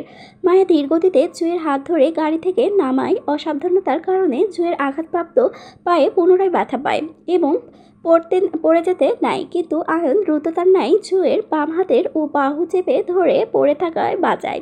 মায়া ডান পাশে, তার আয়ন বাম পাশের বাহু চেপে ধরা। জুঁই চমকে উঠে দ্রুত আয়ন থেকে নিজের বাম হাতটা ছাড়িয়ে নিয়ে ভয়ে চাপটে ধরে মায়াকে। আয়নের ভয়ে সিটিয়ে গিয়ে মায়াকে টেনে নিজের সামনে দাঁড় করায় জুঁই। মায়ার পেছনে লুকিয়ে পড়ে নিজেকে আড়াল করার চেষ্টা চালায় আয়ন থেকে। জুঁইয়ের আকস্মিক ঘটনায় মায়া অসহায় দৃষ্টিতে তাকায় আয়নের দিকে। জুঁইয়ের হুটহাট এতটা ভয় পাওয়ার কারণটা বোধগম্য হলো না আয়নের। জুঁইয়ের হঠাৎ আচরণে কপাল কুঁচকে তাকায় আয়ন মায়ের পেছনে জুঁইয়ের দিকে। আজব, কিছুক্ষণ আগেও তো মেয়েটা ঠিক ছিল, তাকে জড়িয়ে ধরেছিল, এখন হুটহাট কেন ভয় পাচ্ছে তাকে এই মেয়েটা? এতটা ভয় পাওয়ার কিছুই তো দেখছে না আয়ন। আয়ন কয়েক সেকেন্ডে মায়ের পেছনে জুঁইয়ের দিকে চোখ আওড়ায়। জুঁইয়ের ভয়ের কারণ ধরতে না পেরে কপাল কুঁচকে তাকায় মায়ের মুখপানে। মায়ার দৃষ্টির নিস্তর অসহায়, কারণ এই মুহূর্তে আয়ন জুঁইয়ের ভয়ের কারণটা বুঝতে না পারলেও মায়া ঠিকই বুঝতে পারছে জুঁইয়ের ভয়ের কারণটা। তাই মৃদু স্বরে আয়নকে বলে উঠল, মায়া, ভাইয়া, আমি ওকে বাসায় নিয়ে যাই। মায়ের মুখে ভাইয়া ডাকটা পছন্দ হলো না আয়নের। কিছুক্ষণ আগে বিয়ে হলো তাদের, আর এখন নিজের বইয়ের মুখে ভাইয়া ডাক শুনে খানিকটা বিরক্তি বোধ করলো সে। তারপরও এই মুহূর্তে মায়াকে কিছু বলল না সে, কারণ অনেকটা ক্লান্ত এবং ভয়ে আছে মেয়ে দুটো।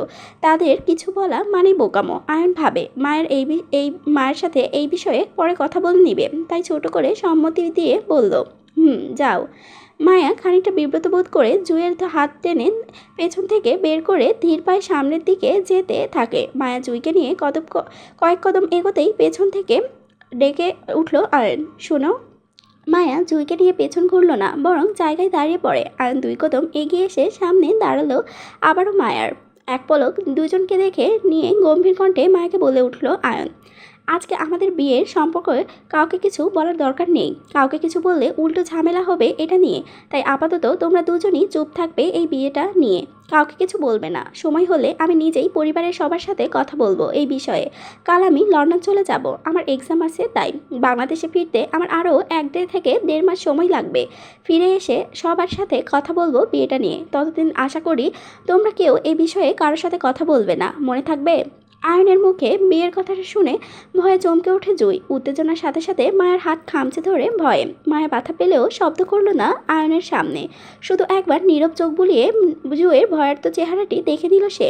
মায়ের দীর্ঘশ্বাস ফেলে পুনরায় ঘাড় ঘুরিয়ে তাকায় আয়নের গম্ভীর মুখের দিকে। আজ অনেক কিছু ঘটে গেছে তাদের সাথে। সব কিছু পরিবারের সবাই শুনলে কি হবে সেটা নিয়ে ভাবতে পারছে না মায়ের ছোট্ট মস্তিষ্ক। কতটা ঘূর্ণিঝড় বয়ে যাবে তাদের জীবনে সেটাও চিন্তা করতে পারছে না মায়া।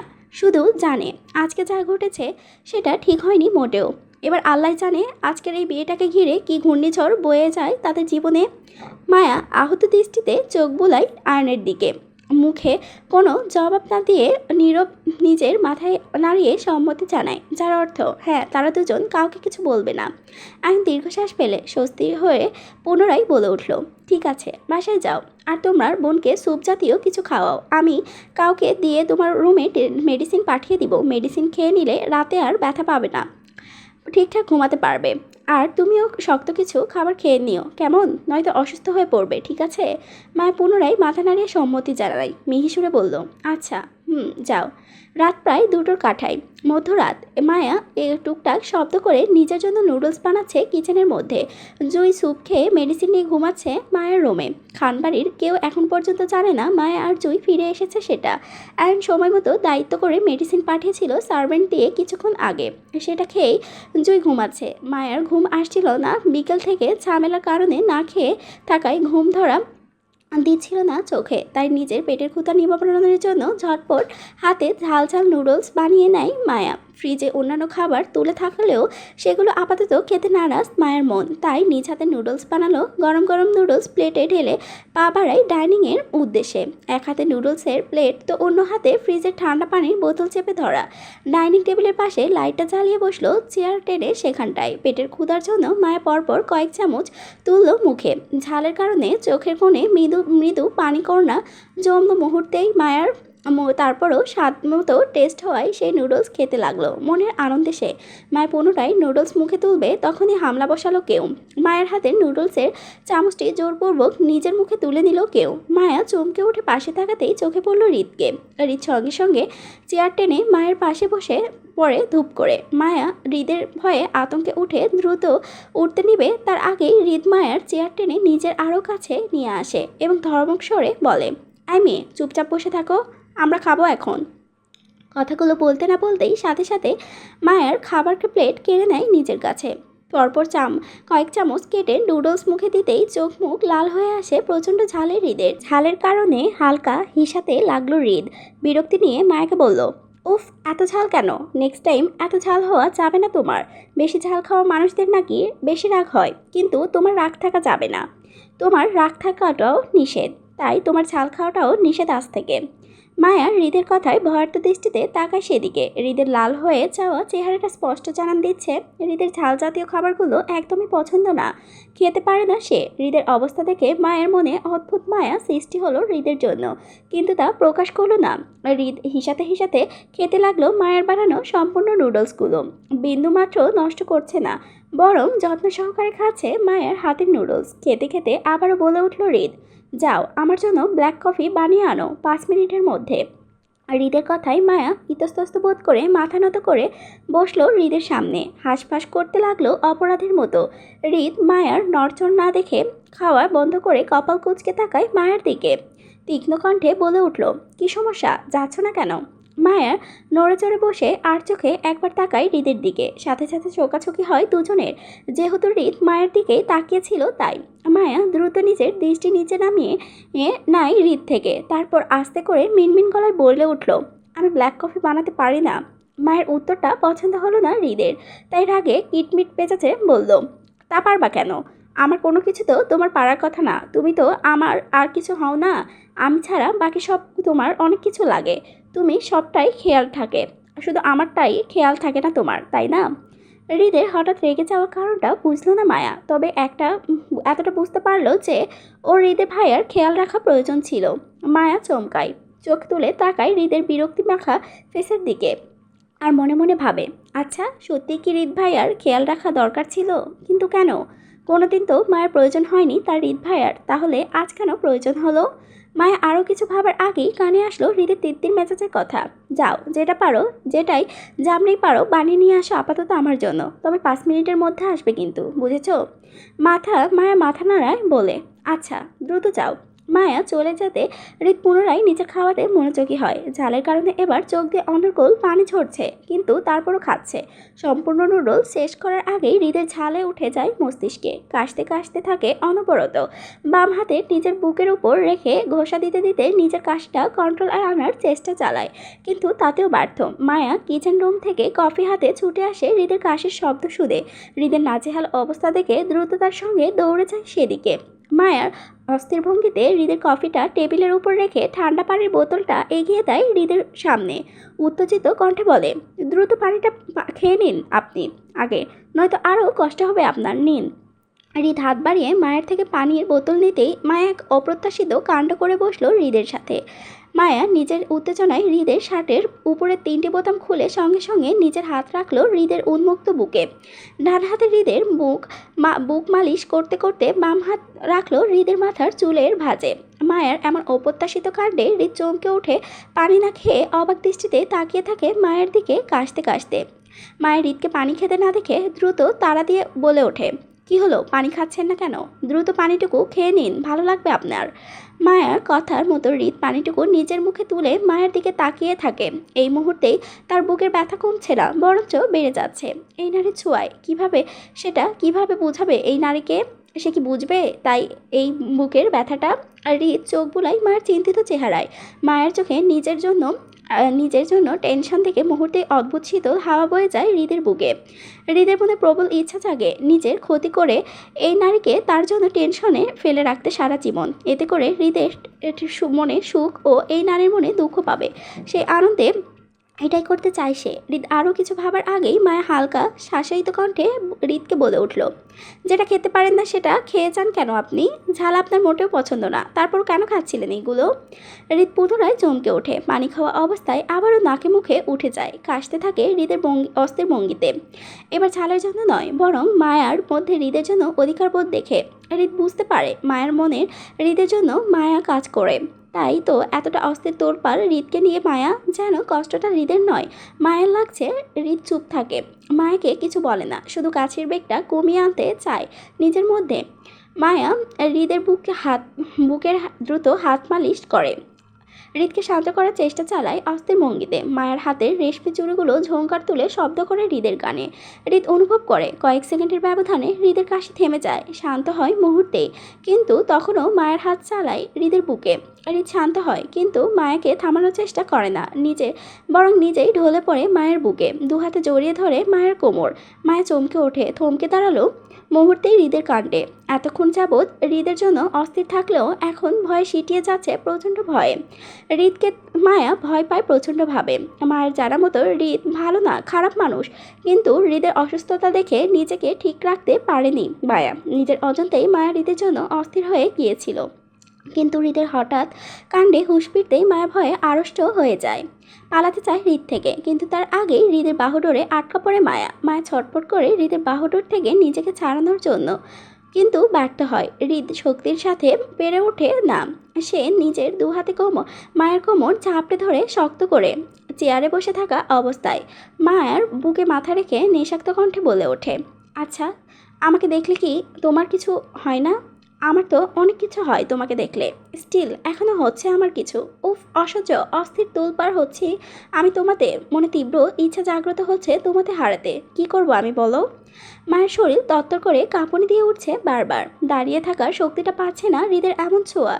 মায়ের কিশোরী বয়সে এই প্রথম কোনো মানুষের ছোঁয়া পেল, তাও এতটা গভীরভাবে। হৃদ মায়ের কম্পিত শরীরটা বুঝতে পেরে আরও গভীরভাবে জড়িয়ে নেয় মায়েকে নিজের সাথে। মোহিত কণ্ঠে পুনরায় বলে ওঠে, আচ্ছা, তুমি কি আমার জন্য হালাল নাকি হারাম?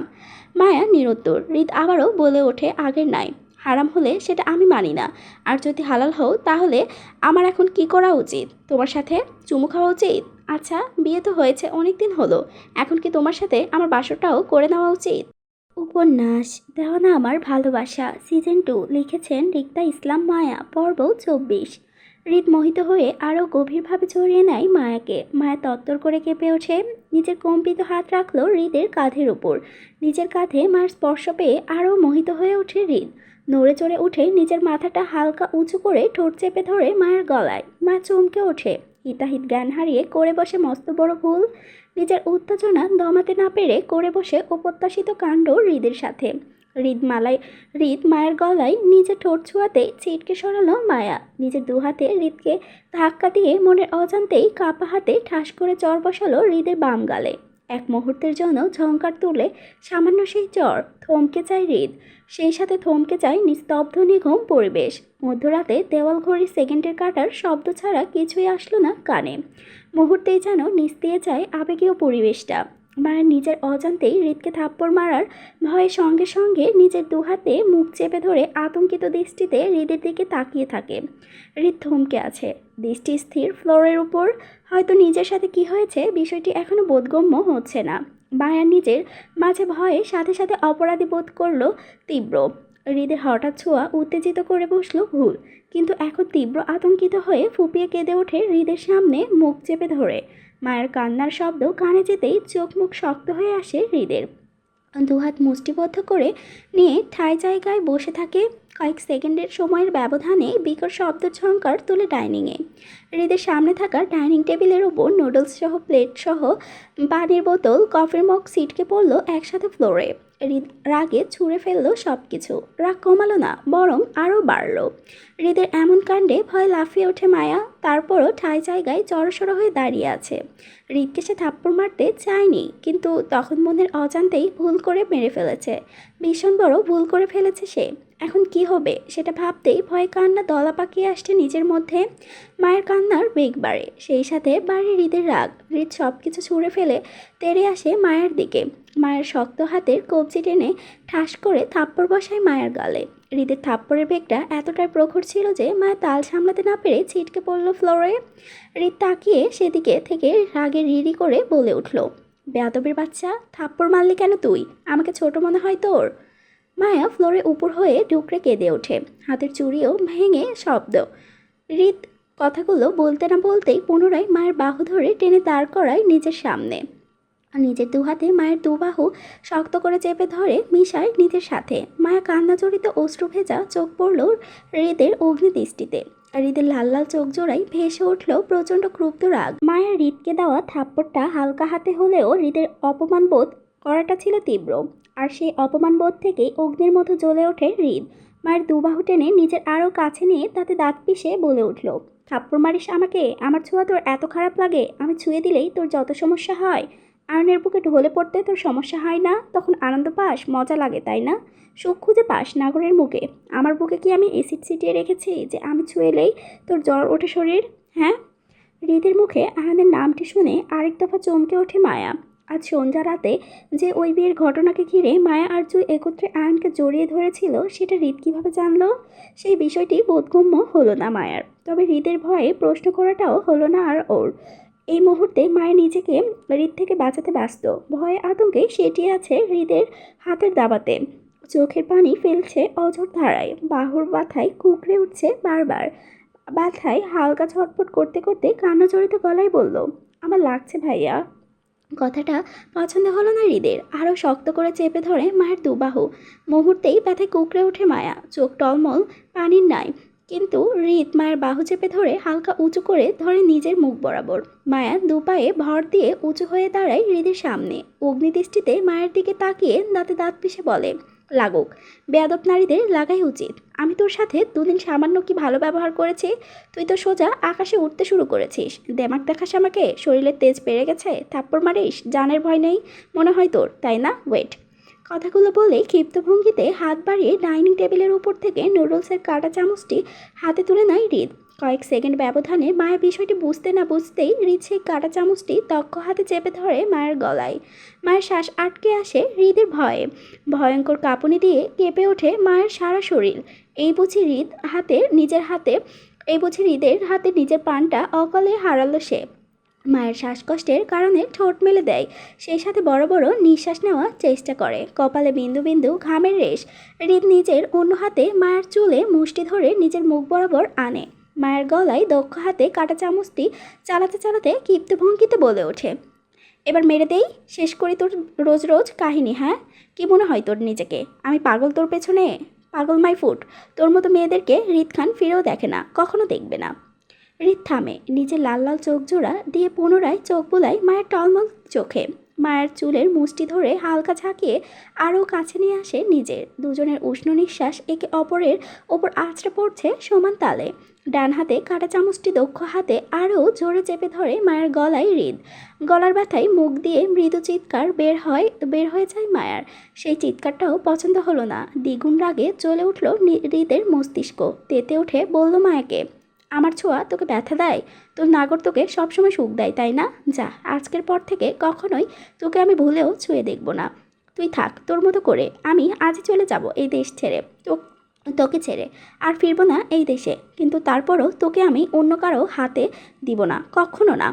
নিজেরও জীবনেও কুমার হয়ে থাকবো, তোকেও কুমারী রাখবো, তারপরও তোকে ছাড়বো না আমি, মনে রাখিস। যা। কথাগুলো শেষ করেই ধাক্কা দিয়ে ছিটকে ছাড়ালো মায়াকে নিজের থেকে। মায়া গিয়ে পড়লো হৃদ থেকে খানিকটা দূরে। ডাইনিং টেবিলের কোনায় গিয়ে মায়ার হাতের কবজি ঠেকলো, ছিঁড়ে গেল সাথে সাথে। মায়া শব্দ করে কেঁদে ওঠে হৃদের এমন আচরণে। গলার জায়গাটাও তির করে জ্বলছে মায়ার। হয়তো ছিলে গেছে হৃদের চামচটির গলায় চেপে ধরাতে। মায়া টেবিলের উপর ভর দিয়ে উঠে দাঁড়ায় কোনো রকম। শরীরে এখনও ভয়ঙ্কর কাঁপছে হৃদের ভয়ে।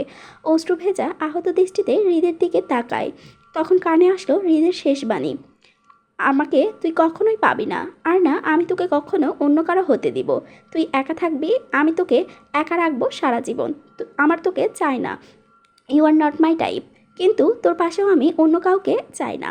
না তুই আমার হবি, আর না অন্য কারো। তোর কপালে শনি লেগে গেছে। আমার ছোঁয়া যখন তোর খারাপ লাগে, তখন তুই ছোঁয়া ছাড়াই থাকবি সারা জীবন। যা। কথাগুলো বলে দাঁড়ালো না হৃদ। রাগে পায়ে ধূপধাপ শব্দ করে চলে গেল বাহিরের দিকে। কোথায় গেল জানা নেই। মায়ের পেছনে থেকে অনবরত কান্নারত অবস্থায় হৃদের যাওয়ার দিকে তাকিয়ে থাকে।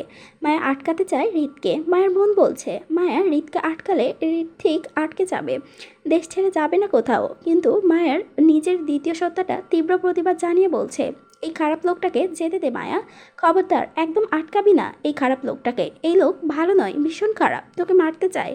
আর একজন খুনি কখনোই ভালো হয় না মায়া। নিজের দ্বিতীয় সত্তার টানাপুরায় আটকানো হলো না হৃদকে মায়ার। পরের দিন সকালবেলা নাস্তার টেবিলে বসতেই মায়ের কানে আসলো হৃদ বাড়ি ছেড়ে পুনরায় চলে গেছে কাউকে না জানিয়ে। হৃদের হুটহাট কাউকে কিছু না জানিয়ে চলে যাওয়াতে হেনা খান ভীষণ কষ্ট পায় সেদিন। কারণ আর যাই হোক না কেন, হৃদ কখনো হেনা খানকে না জানিয়ে দেশের বাহিরে যায়নি আজ পর্যন্ত এমনভাবে। হৃদ বাংলাদেশে একদিন থাকুক বা 1 ঘন্টা, কারণ হেনা খানকে অন্তত জানিয়ে দেশ ছাড়ে সে। মায়া হৃদের হঠাৎ চলে যাওয়ার কারণটা জানলেও সেদিন চুপ করে বসেছিল সে, কাউকে কিছু বলেনি হৃদ সম্পর্কে। তবে সেদিন আয়নও লন্ডনে ফিরে গিয়েছিল নিজের এক্সামের তাগিদে। জুই গিয়েছিল তার একদিন পর ব্রাহ্মণবাড়িয়াতে। তবে মায়া আর সেদিন যেতে চায়নি জুইয়ের সাথে ব্রাহ্মণবাড়িয়াতে, থেকে গিয়েছে খানবাড়িতেই। কিছুদিনের মধ্যে মায়ের রেজাল্ট বের হয়। ভালো রেজাল্ট করায় আরাফ খান মায়াকে ঢাকা কলেজে ভর্তি করায় সপ্তাহখানিক হলো। দিনকাল ভালো যাচ্ছে মায়ার। তবে মায়ের বড় হওয়ার সাথে সাথে তীব্র শূন্যতাও কাজ করছে নিজের মাঝে। থেকে থেকে কাঁচা হাতে ডায়েরির পাতায় পাতায় নিজের অসংখ্য অনুভূতি কথা জমা করেছে মায়া। লিখেছে নিজের মাঝে অজানা শূন্যতাকে ঘিরে অংশে বাক্য। উপন্যাস দেওয়ানা আমার ভালোবাসা সিজন 2, লিখেছেন রিক্তা ইসলাম মায়া, পর্ব 25। গাড়ি থেকে নেমে কলেজ মাঠে পা রাখল মায়া। হালকা কপাল কুঁচকিয়ে চারপাশে চোখ বুলিয়ে নিল নীরব নিচ্ছন্নে। বেশ কয়েক জোড়ার চোখের কেন্দ্রবিন্দু হয়ে আছে মায়া। সে বেশ চমকালো ভরকালো, নীরবে তাকালো ড্রাইভারের দিকে। সংকুচিত হয়ে গুমট কণ্ঠে বলল, ভালো কাকু, তুমি চাও তোমাকে কলেজে থাকতে হবে না। আজ আমি বাড়ি একা ফিরবো বান্ধবীদের সাথে, তুমি চলে যাও। গাড়ির দরজা লাগিয়ে হকচকিয়ে মায়ের দিকে তাকালো রহিম। মায়ের কথায় হতভম্ব হয়ে সংকুচিতে বলল, আম্মা চান আমি এখন চইলা গেলে বড় ম্যাডাম আমারে বকবো। বড় ম্যাডাম আমারে আপনার কলেজে থেকে আনন্দ নেওয়ানোর দায়িত্ব দিছে। তাই বড় ম্যাডাম না কোয়া পর্যন্ত আমি এখন থেকে যাবো না। আপনি ক্লাসে যান, আমি এখানেই থাকবো যান। মায়া খানিকটা বিরক্তি বোধ করলো নিজের মাঝে রহিমের কথায়। সতর্ক চোখে আবারও তাকালো চারপাশে। এখনও আগের নাই চারপাশের মানুষজনের দৃষ্টির কেন্দ্রবিন্দু হয়ে দেখে হতাশ হলো উদাস মনে। আজ মায়ের কলেজের অ্যাটেন্ড করার প্রথম দিন নয়, বরং সপ্তাহ 10 দিন হয়েছে মায়ের কলেজে রেগুলার জয়েন করছে। প্রথম দিন থেকেই মায়া লক্ষ্য করে তার চারপাশে অদ্ভুত কিছু ঘটনাগুলো। শুধু অদ্ভুত বললে ভুল হবে, ভীষণভাবে উদ্ভট। মায়া কলেজে আসলে সিনিয়র ভাইয়া আপিরা থেকে শুরু করে চারপাশে সবাই কেমন অদ্ভুত নজরে তাকিয়ে থাকে। মায়ের থেকে সবাই দূরে দূরে থাকে, কথা বলতে চায় না, এড়িয়ে চলে। এমনকি মায়ের ক্লাসের সহপাঠীরাও মায়ের সাথে তেমন কেউ কথা বলতেই চায় না। মায়া কিছু বলবে, হ্যাঁ ছাড়া কেউ বাড়তি উত্তর বসাতে চায় না। সবাই কেমন সেটিয়ে থাকে নিজের মাঝে। এতে মায়াও ভীষণভাবে অস্থিরতায় ভোগে। চারপাশের মানুষ থেকে নিজেকে আলাদা গুটিয়ে চলতে হয় তাকে। তবে মায়ের সঙ্গী হিসেবে মায়ের ছায়া টিয়া ছাড়া অন্য কাউকে সঙ্গ দেয় না। তাছাড়া মায়ের ধারণা, তার উচ্চ লাইফস্টাইল এর জন্য হয়তো চারপাশের মানুষজন মায়ের সাথে ঠিকঠাক মিশতে পারছে না, এজন্য সবাই কথা বলে না, এড়িয়ে চলে তাকে। মায়া সাধারণভাবেই চলতে চায়, মিশতে চায় সবার সাথে, কিন্তু কোনো কিছুই পারছে না হেনা খান ও আরাফ খানের জন্য। তারা মায়াকে গাড়ির ড্রাইভার ছাড়া একা কলেজে পাঠাবে না। এক প্রকার বাধ্য হয়েই গাড়ি করে আসতে হয় মায়াকে। মায়ের শোকচিত্ত চোখে চারপাশে দেখে নিয়ে হাঁসফাঁস করে উঠল নিজের মাঝে। হতাশ হয়ে ঘুরে তাকালো রহিম মিয়ার দিকে। অকপটে বলে উঠল, ভালো কাকু, তোমার এখানে থাকার হলে তুমি থাকো, তারপরও আমি আজকে গাড়ি করে বাসায় যাব না। আমি আজ আমার ফ্রেন্ডদের সাথে রিক্সা করে বাসায় যাব, নয়তো যাব না। মায়ের কথার মধ্যস্থলে প্রবেশ করলো সিনিয়র সদস্যরা। ছোটোখাটো দল বেঁধে 4 জন ছেলে এগিয়ে আসলো মায়ের সামনে। তাদের মধ্যে থেকে রাফি নামক ছেলেটি মায়ের সামনে এগিয়ে এসে নম্রতার সহিত বলে উঠল, কোনো সমস্যা ভাবি? মা চমকালো, ভরকালো, হকচকিয়ে তাকালো পাশে ছেলেগুলোর দিকে। চিনতে পারলো কলেজের সিনিয়র ভাইয়াদের, কিন্তু তার মুখে ভাবি ডাকটা বোধগম্য হলো না। আজকে প্রথম যে ভাবি ডাকছে তাও নয়, রোজ রোজই ভাবি ডাকে। আর আগ বাড়িয়ে মায়ের খোঁজ খবর নাই। মায়া শুকনো ঢোক গিলে নিজেকে সংযম করে নতদৃষ্টিতে দাঁড়ায় ছেলেগুলোর সামনে। রাফি নামক ছেলেটিকে উদ্দেশ্য করে প্রায় সকলে সাথে সাথেই মিঠে গলায় বলে উঠল, কোনো সমস্যা নেই ভাইয়া। পাশ থেকে রাহাত নামক ছেলেটি প্রায় তৎক্ষণাৎ বলে বসে, তাহলে এখানে দাঁড়িয়ে আছেন কেন ভাবি? ক্লাসে যান আপনি। ড্রাইভার চাচা, আপনি ক্যান্টিনে গিয়ে বসুন। ভাবি, আপনার বাদর বান্ধবী দুটো কই? মায়া চোখ তুলে উপরের দিকে তাকালো না, আগের নয় নত দৃষ্টি রেখেই বলে, চলে যাব ভাইয়া, ওদের জন্যই অপেক্ষা করছিলাম আমি, ওরা দুজন এখনই চলে আসবে। সকচিতে চোখ বুলালো চারপাশে। রাহাত নম্র কণ্ঠে বলে উঠল, দরকার নেই ভাবি, বাদর দুটো আসলেই নিজের পায়ে হেঁটে ক্লাস অবধি যেতে পারবে। আপনি বরং ওদের জন্য অপেক্ষা না করে ক্লাসে চলে যান। কলেজের এই দিনটায় পরিবেশ আপনার জন্য ভালো না। সামনের গেট ধরে ছেলেরা আসা যাওয়া করছে, এখান থেকে রাস্তার মানুষজন দেখা যায় স্পষ্ট। আপনি এখানে বেশিক্ষণ দাঁড়িয়ে না থেকে ক্লাসে যান দ্রুত, নয়তো ভাই রাগ করবেন ভাবি। ভাই রাগ করবেন শব্দটিও শুনল মায়া, কানে ঝংকার তুলল সেই শব্দে। হকচকিয়ে গেল নিজের বক্ষস্থলে। কোনো ভাইকে জড়িয়ে মায়াকে বারবার ভাবি বলছে, সেটাও বুঝে আসলো না মায়ার। তবে যেটা বুঝে আসলো সেটি হলো এই মুহূর্তে মায়ের এখান থেকে প্রস্থান করাটা।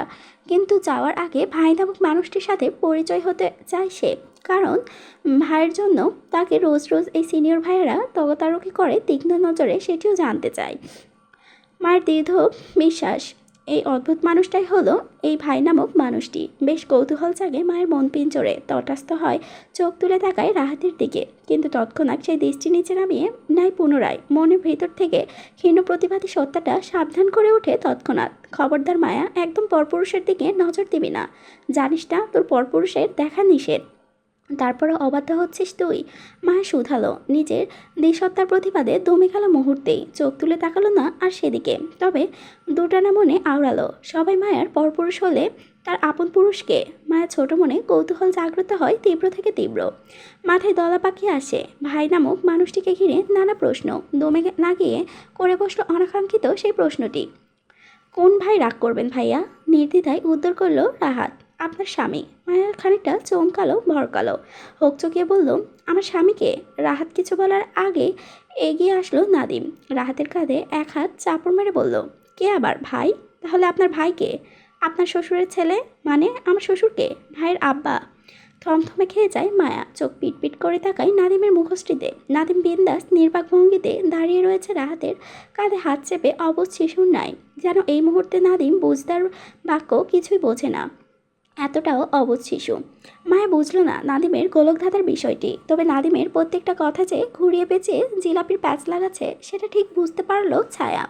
মায়াকে সিনিয়র গ্যাংদের সামনে দাঁড়িয়ে থাকতে দেখে ছায়াটিয়া নিয়ে দ্রুত পা চালিয়ে আসে সেখানটায়। ছায়া দূর থেকে ভাবলো এই বুঝি মায়া সিনিয়রদের হাতে র্যাগিংয়ের শিকার হলো, কিন্তু কাছে আসতে আসতে বুঝলো নাদিমের খেয়ালিপনা। সেই সাথে কর্ণকুহর হলো নাদিমের খাপ ছাড়া কথাগুলো। মায়া উত্তর করার আগেই ফুরুত কাটালো ছায়া। এড়িয়ে এগিয়ে আসতে আসতে নাদিমকে প্রশ্ন করে বলল, তাহলে আপনার এই ভাইটাকে? হঠাৎ ঘাড় বাঁকা করে তাকায় 4 সদস্যের 4জন সিনিয়র ভাই। বাকি 3 জনের দৃষ্টি ছায়ার দিকে কপাল কুঁচকে থাকলেও নুহার সঙ্গে সঙ্গে সেই দৃষ্টি ফিরে নেয় নিজের ফোনের উপর, পুনরায় স্থির করলো। বিরক্তিতে টাইপ করতে লাগলো ব্যস্ত হাতে। আপাতত তার এখানটায় শোরগোলের কোনো ধ্যান ধারণা নেই। রাহাত তীক্ষ্ণ দৃষ্টিতে ছায়াকে পরখ করে নিল। রাফি বেশ রয়েস হয়ে মজাটি করে দাঁড়িয়ে আছে। নাদিম এতক্ষণ মায়াকে যে ইজ্জত দিচ্ছিল সেটা মুহূর্তে কমে আসলো ছায়াকে দেখে। মনে মনে আওড়ালো, মায়া বিষয়ে না হয় উপর থেকে নিষেধাজ্ঞা আছে, কিন্তু ছায়াটিয়ার ক্ষেত্রে তো সেটা নেই। তাই বিন্দাস কিছু মজা তো নেওয়াই চাই নাবালিকা শিশুদের। নাদিমের মুখের ভাব কৃত্রিম পরিবর্তন ঘটল। চোখে মুখে উপচে পড়ল দুষ্টুমির রেশ। পুনরায় একই ভঙ্গিতে রাহাতের কাঁধে হাত রেখে অবুঝ শিশুর ন্যায় উত্তর করলো, কেন ভাবির স্বামী? ধৈর্যের বাঁধ ভাঙল ছায়ার। কটমট দৃষ্টিতে তাকালো নাদিমের দিকে, অপদস্থ চোখ বুলিয়ে নিল 4জনের দিকে। নুহাসকে এদিকটায় মনোযোগ না দেখে তাকালো বাকি 4জনের দিকে। রাহাতের তীক্ষ্ণ দৃষ্টি দেখে শুকনো ঢোক গেল নিজের মনে। রাহাত এই কলেজের ভিআইপিদের মধ্যে একজন। দিন ধারাতে মারপিট, জুনিয়রদের র্যাগিং করা রোজকার কাজ রাহাতের। এই গ্যাংটিও রাহাতেরই, তাই জুনিয়র হয়ে তাদের সাথে তর্ক করা নিত্যন্তই বোকামি ছাড়া আর অন্য কিছু নয়। ছায়া নিজের রাগ সঞ্চয় করে জোরপূর্বক হাসি টানে নিজের মুখশ্রীতে। অন্তত বিনিময় সুরে বলে নাদিমকে, খেয়ালি করছেন ভাইয়া? সিনিয়র বলে আমাদের মজা নিচ্ছেন ভাইয়া? নাদিম ভ্রুকুচকে তীক্ষ্ণ দৃষ্টিতে তাকায় ছায়ার মুখশ্রীতে। সিরিয়াস ভাব নিয়ে বলে ওঠে, তুমি কি আমার বউ লাগো না গার্লফ্রেন্ড লাগো যে তোমার সাথে মজা করব আমি? যা সত্যি তাই বলেছি। জুনিয়র হয়ে কি তুমি আমার কথা অবিশ্বাস করছো? তার মানে তুমি আমার সাথে বিশ্বাস না করে অপমান করছো, তাই না? নাদিমের খাপছাড়া কথায় মুহূর্তেই জোর তালে সঙ্গ দেয় রাফি। অগুন্তি মাথা দাঁড়িয়ে সম্মতি জানিয়ে বলে ওঠে, দোস্ত, তোরে অপমান করছে, আমি শুনছি। হেতি তোর কথা বিশ্বাস করে নাই, ছোট ছোট অপমান করছে তোরে, কিন্তু আমি বিশ্বাস করছি তোর কথা। সেভাবে স্বামী হয় ভাই। রাফির কথায় যেন ঘোর আহত হলো রাফি। রয়েস হয়ে ভারী বর্জন কষ্ট টানল মুখে, যেন এই মুহূর্তে ছায়া তাকে ঘোর অপমান করেছে বিশ্বাস না করে। সেই অপমানে অপমানিত হয়ে কষ্টের রেশমূর্ণ গলায় বলল রাহাতকে, দোস্ত দেখছোস কি আমারে তোর সামনে ছোট ছোট অপমান করছে। বিশ্বাস না করলে রাফি সাক্ষী আছে, আমি সাক্ষী প্রমাণ নিয়ে রাখছি। তারপরও তুই বিচার কর, নয়তো আমি জুনিয়রদের অপমানের জ্বালায় মুখ দেখাইতে পারবো না কলেজে কাউকে।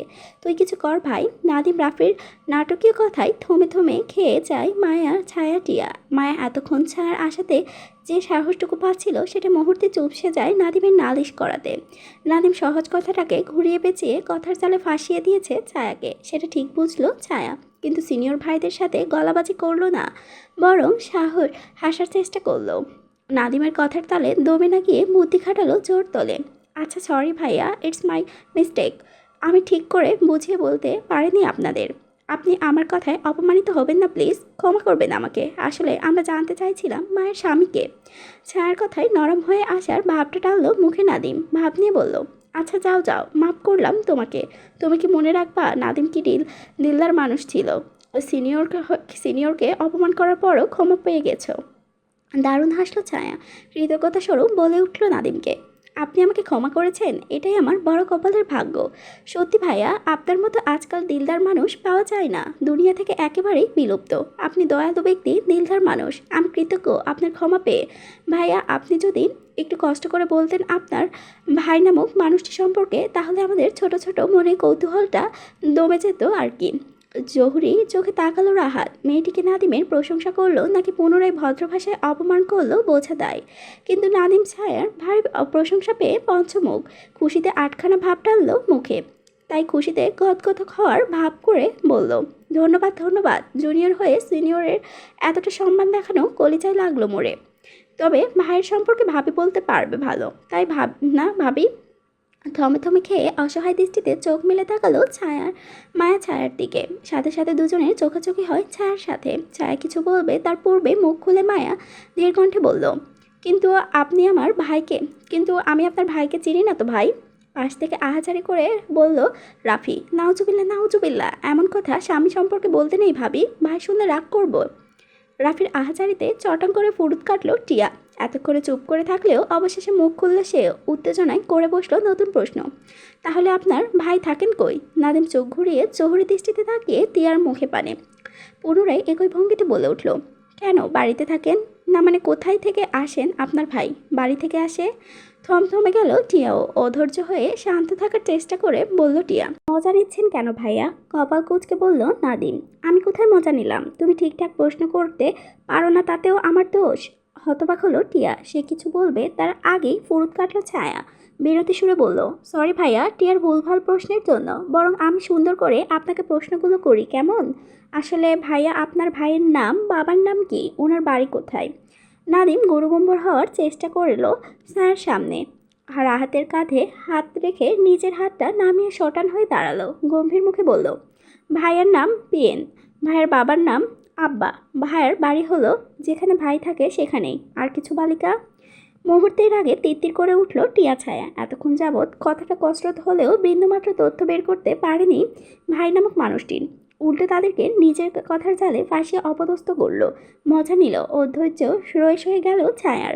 রাগে হাসির চেষ্টা করে চিবিয়ে চিবিয়ে বলল, না ভাইয়া থাক, অনেক উপকার করেছেন আপনি আমাদের। এতটা উপকার না করলেও পারতেন আপনি। লাস্ট একটা উপকার বাকি আছে আপনার ভাইয়া, করবেন সেটা? অবশ্যই বালিকা, তোমার জন্য এই মুহূর্তে সব করতে পারবো, বলে ফেলো। আহা, আমাকে ধন্য করলেন আপনি ভাইয়া। আমি অনেকটা কৃতজ্ঞ আপনার প্রতি। আপনার এই ঋণ কখনোই শোধবোধ করার নয় ভাইয়া। যাহ পাগলি, ঋণ শোধবোধ করার কি আছে? আমরাই তো। থমথমে খেয়ে গেল নাদিমের নাটকীয় কথায়। প্রশ্রয় দিল না নাদিমকে। প্রসঙ্গ পাল্টিয়ে বলল, পিএন মানে কি ভাইয়া? ঠোঁট উল্টিয়ে সঙ্গে সঙ্গে বলল, পাতা নেহি। চুপ করে গেল ছায়া। পুনরায় মুখে প্রশ্ন করার জো আর হলো না। কিন্তু অবশেষে বিরক্তি মুখ খুলল নুয়াস। সচেতন কণ্ঠে বলল, শালারা ভাবিরে আটকায় রাইখা গল্প করস? ভাই এটা শুনলে তোদের ওঠার মুখ বুথা করে দিবে। তাড়াতাড়ি যেতে দে ভাবিরে, নয়তো যে কোনো সময় তাণ্ডব হইতে পারে তোর জন্য। ভাবি আপনি ক্লাসে যান। বেয়াদবটির কথাগুলো শুনেন না। নুয়াসের সতর্ক বার্তায় চুপ করে যায় উপস্থিত সবাই।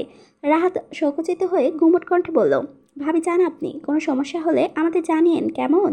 চুপ করে নীরব সম্মতি জানালো মায়া। রাহাতের কথায় ছায়ার হাত ধরে সেখানে প্রস্থান করলো সাথে সাথেই। কিন্তু পেছন থেকে শোনা গেল নাদিম রাফির সশব্দের হাসির আওয়াজ। 2:06 ফুটপাত রাস্তা ধরে হেলে তুলে হাঁটছে মায়া। তার সঙ্গ দিচ্ছে ছায়া টিয়া। সাদা অ্যাপ্রনের সাথে কলেজ ব্যাগ পেছনে ঝুলানো। কলেজ হাতে খানবাড়ির অনেকটা দূরে। রিক্সা করে গেলে প্রায় মিনিটের রাস্তা হবে। সেখানে হেঁটে গেলে 40 মিনিট লাগবে। মায়া ড্রাইভার রহিমের চোখ ফাঁকি দিয়ে চুপচাপ বের হয়ে এসেছে ছায়া টিয়ার সাথে কলেজ থেকে। মায়ার কলেজটিতে ইন্টার থেকে শুরু করে অনার্স মাস্টার সবই আছে। বিশাল বড় এরিয়া নিয়ে বানানো মায়ের নতুন কলেজটি। এক একটি ভবন, এক একটি বিভাগ। নিজের ভাবনার পেছন গেট ধরে বের হয়ে আসে মায়া বান্ধবীদের সাথে। মায়ের নতুন করে ফ্রেন্ড নেই এই কলেজে। কেউ হতে চায় না মায়ের ফ্রেন্ড। কেমন হতে চায়, কেন হতে চায় না সেটা তার জানা নাই। সেটা আপাতত মায়া জানে না। মায়ের স্কুল ফ্রেন্ড 3জন একত্রে বাংলা মিডিয়াম থেকে পাশ করে একই কলেজে ভর্তি হয়েছে, একই গ্রুপে। তাই বন্ধুত্বের গভীরতাটা একটু বেশি মায়া ছায়া টিয়ার ভিতরে।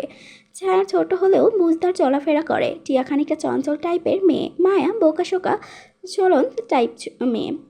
সব মিলিয়ে দৃঢ় সংকল্প 3জনের মাঝে। তবে এই মুহূর্তে 3জন যে চুপচাপ হাঁটছে রাস্তা দিয়ে সেটাও নয়। ননস্টপ বক বক করে যাচ্ছে মায়া আর টিয়া।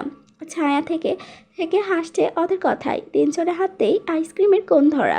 মায়া মুক্ত স্বাধীনভাবে হাঁটতে উচ্ছ্বাস যে ছুঁয়ে ছুঁয়ে পড়ছে মুখশ্রী থেকে। পাশ দিয়ে করোনা হর্নের শব্দ করে সাই সাই করে যাচ্ছে গাড়ি ঘোড়া। থেকে থেকে অটোরিকশার টংটং শব্দ করে যাচ্ছে ব্যস্ত যান্ত্রিকে। মায়ের ধ্যান নেই তাতে। নিজের মতো করে বারবার আইসক্রিম তুলছে মুখে।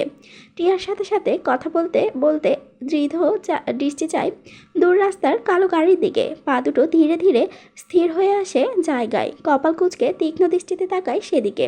চেনার চেষ্টা করে মায়া যাকে দেখছে আসলেই সেই ব্যক্তি কিনা। দূর থেকে চেহারাটা স্পষ্ট হলেও শরীরের গঠন বলছে মায়ের ধারণাই ঠিক, এই সেই ব্যক্তি। মায়া সন্দেহের বসে আরোক্ষণ দৃষ্টি মেলে তাকালো ব্যক্তিটির চারপাশে। একটা খোলা কফি শপের সামনে গাড়িটি থামানো, সেখানটায় দাঁড়িয়ে আছে বডিগার্ড নামক কালো দেহের কঠিন তত্ত্বের চেহারার মানুষগুলো বন্দুক হাতে। কালো গাড়িটির সাথে মায়ের কালো পোশাকধারী কালো মানুষগুলো কালো বন্দুক হাতে দাঁড়িয়ে থাকতে দেখে মুহূর্তেই মায়ের চোখ চকচক ফকফক করে ওঠে। বিগত 1 মাস পর অনাকাঙ্ক্ষিত ব্যক্তিটির দেখা পাওয়ার আশায় আনন্দিত হলো মায়ের কোমল ছোট্ট বক্ষস্থল। আনন্দের উত্তেজনায় সাথে সাথে লাফিয়ে উঠল রাস্তার কোনা দিক বিবেচনা না করে তরুণ তো বলেই উঠল ছায়াটিয়াকে, তোরা 2-1 মিনিট দাঁড়া, আমি 5 মিনিটে চলে আসছি কেমন? কথাগুলো শেষ করেই আর দাঁড়ালো না মায়া, দৌড়ে ছুটে গেল রাস্তার ওপাশে। মায়ের হঠাৎ কাণ্ডে চমকালো ভরকালো ছায়াটিয়া, হকচকিয়ে পেছন থেকে অনবরত ডাকে সাবধান করলো, মায়ু কই যাস তুই? এইভাবে রাস্তার মধ্যে দৌড়ে যাস না, অ্যাক্সিডেন্ট করবি তুই। মায়া না সেই কথা শুনল, দৌড়ালো নিজ গতিতে। আজ 1 মাস পর অনাকাঙ্ক্ষিত ব্যক্তিটির দেখা পাবে সে, আর সেটা এমনি এমনি ছেড়ে দেবে সে? না, দেখা করে কখনোই না। মায়ের দৌড়ানোতে ব্যাঘাত ঘটে সাই সাই করে গাড়ি ঘোড়ার জন্য। রাস্তা পার হতে বাদ সাধলো তাতে, তারপরও কোনো রকম হুচট খেয়ে দিয়ে পড়ে পার হলো রাস্তা। দৌড়ে গিয়ে হাজির হলো সেই অনাকাঙ্ক্ষিত ব্যক্তিটির সামনে। মায়ের হাঁপানো তাপানো ক্ষীণ চলমান রেখে তৎক্ষণাৎ বলে উঠল সমান ঘুরে থাকা ব্যক্তিটিকে, আপনি এসেছেন? আমি আপনাকে অনেকটা মিস করেছি। মায়ার সহজ সরল স্বীকারোক্তেই চমকে উঠল সামনে থাকা মানুষটি। দ্রুত পেছন ঘুরে মায়াকে দেখে ভরকালো ভীষণভাবে। আতঙ্কিত চোখে চারপাশ মুহূর্তে পাশের টেবিলে চোখ বুলিয়ে নিল কাউকে। শুকনো ঢোক গিলে নিজের মাঝে ভয়ে উত্তেজিত হয়ে রেশপূর্ণ গলায় বলল, আস্তাক ফিরুল্লাহ, কি কোন এগুলা ভাবি? মারবেন নাকি আমারে? মিস করাটা কি খুব জরুরি ছিল আমারে ভাবি? না মানে আমার মনে হয় আপনার মিস করাটা ভুল করে রং নাম্বারে কল লেগে চলে গেছে, তাই না ভাবি? মায়া তুমুল গতিতে নিজের মাথা ঝাঁকিয়ে না বুঝালো, অর্থাৎ সে ঠিক নাম্বারই লাগিয়েছে। আসিফ মায়ের মাথা নড়ানো দেখে পুনরায় পাশের টেবিলে তাকালো ভয়ার্ত দৃষ্টিতে। পরপর কয়েকবার নিজের মাঝে শুকনো গিলে বিড়বিড় করে বলে উঠল, ইন্না লিল্লাহি ওয়া ইন্না ইলাইহি রাজিউন।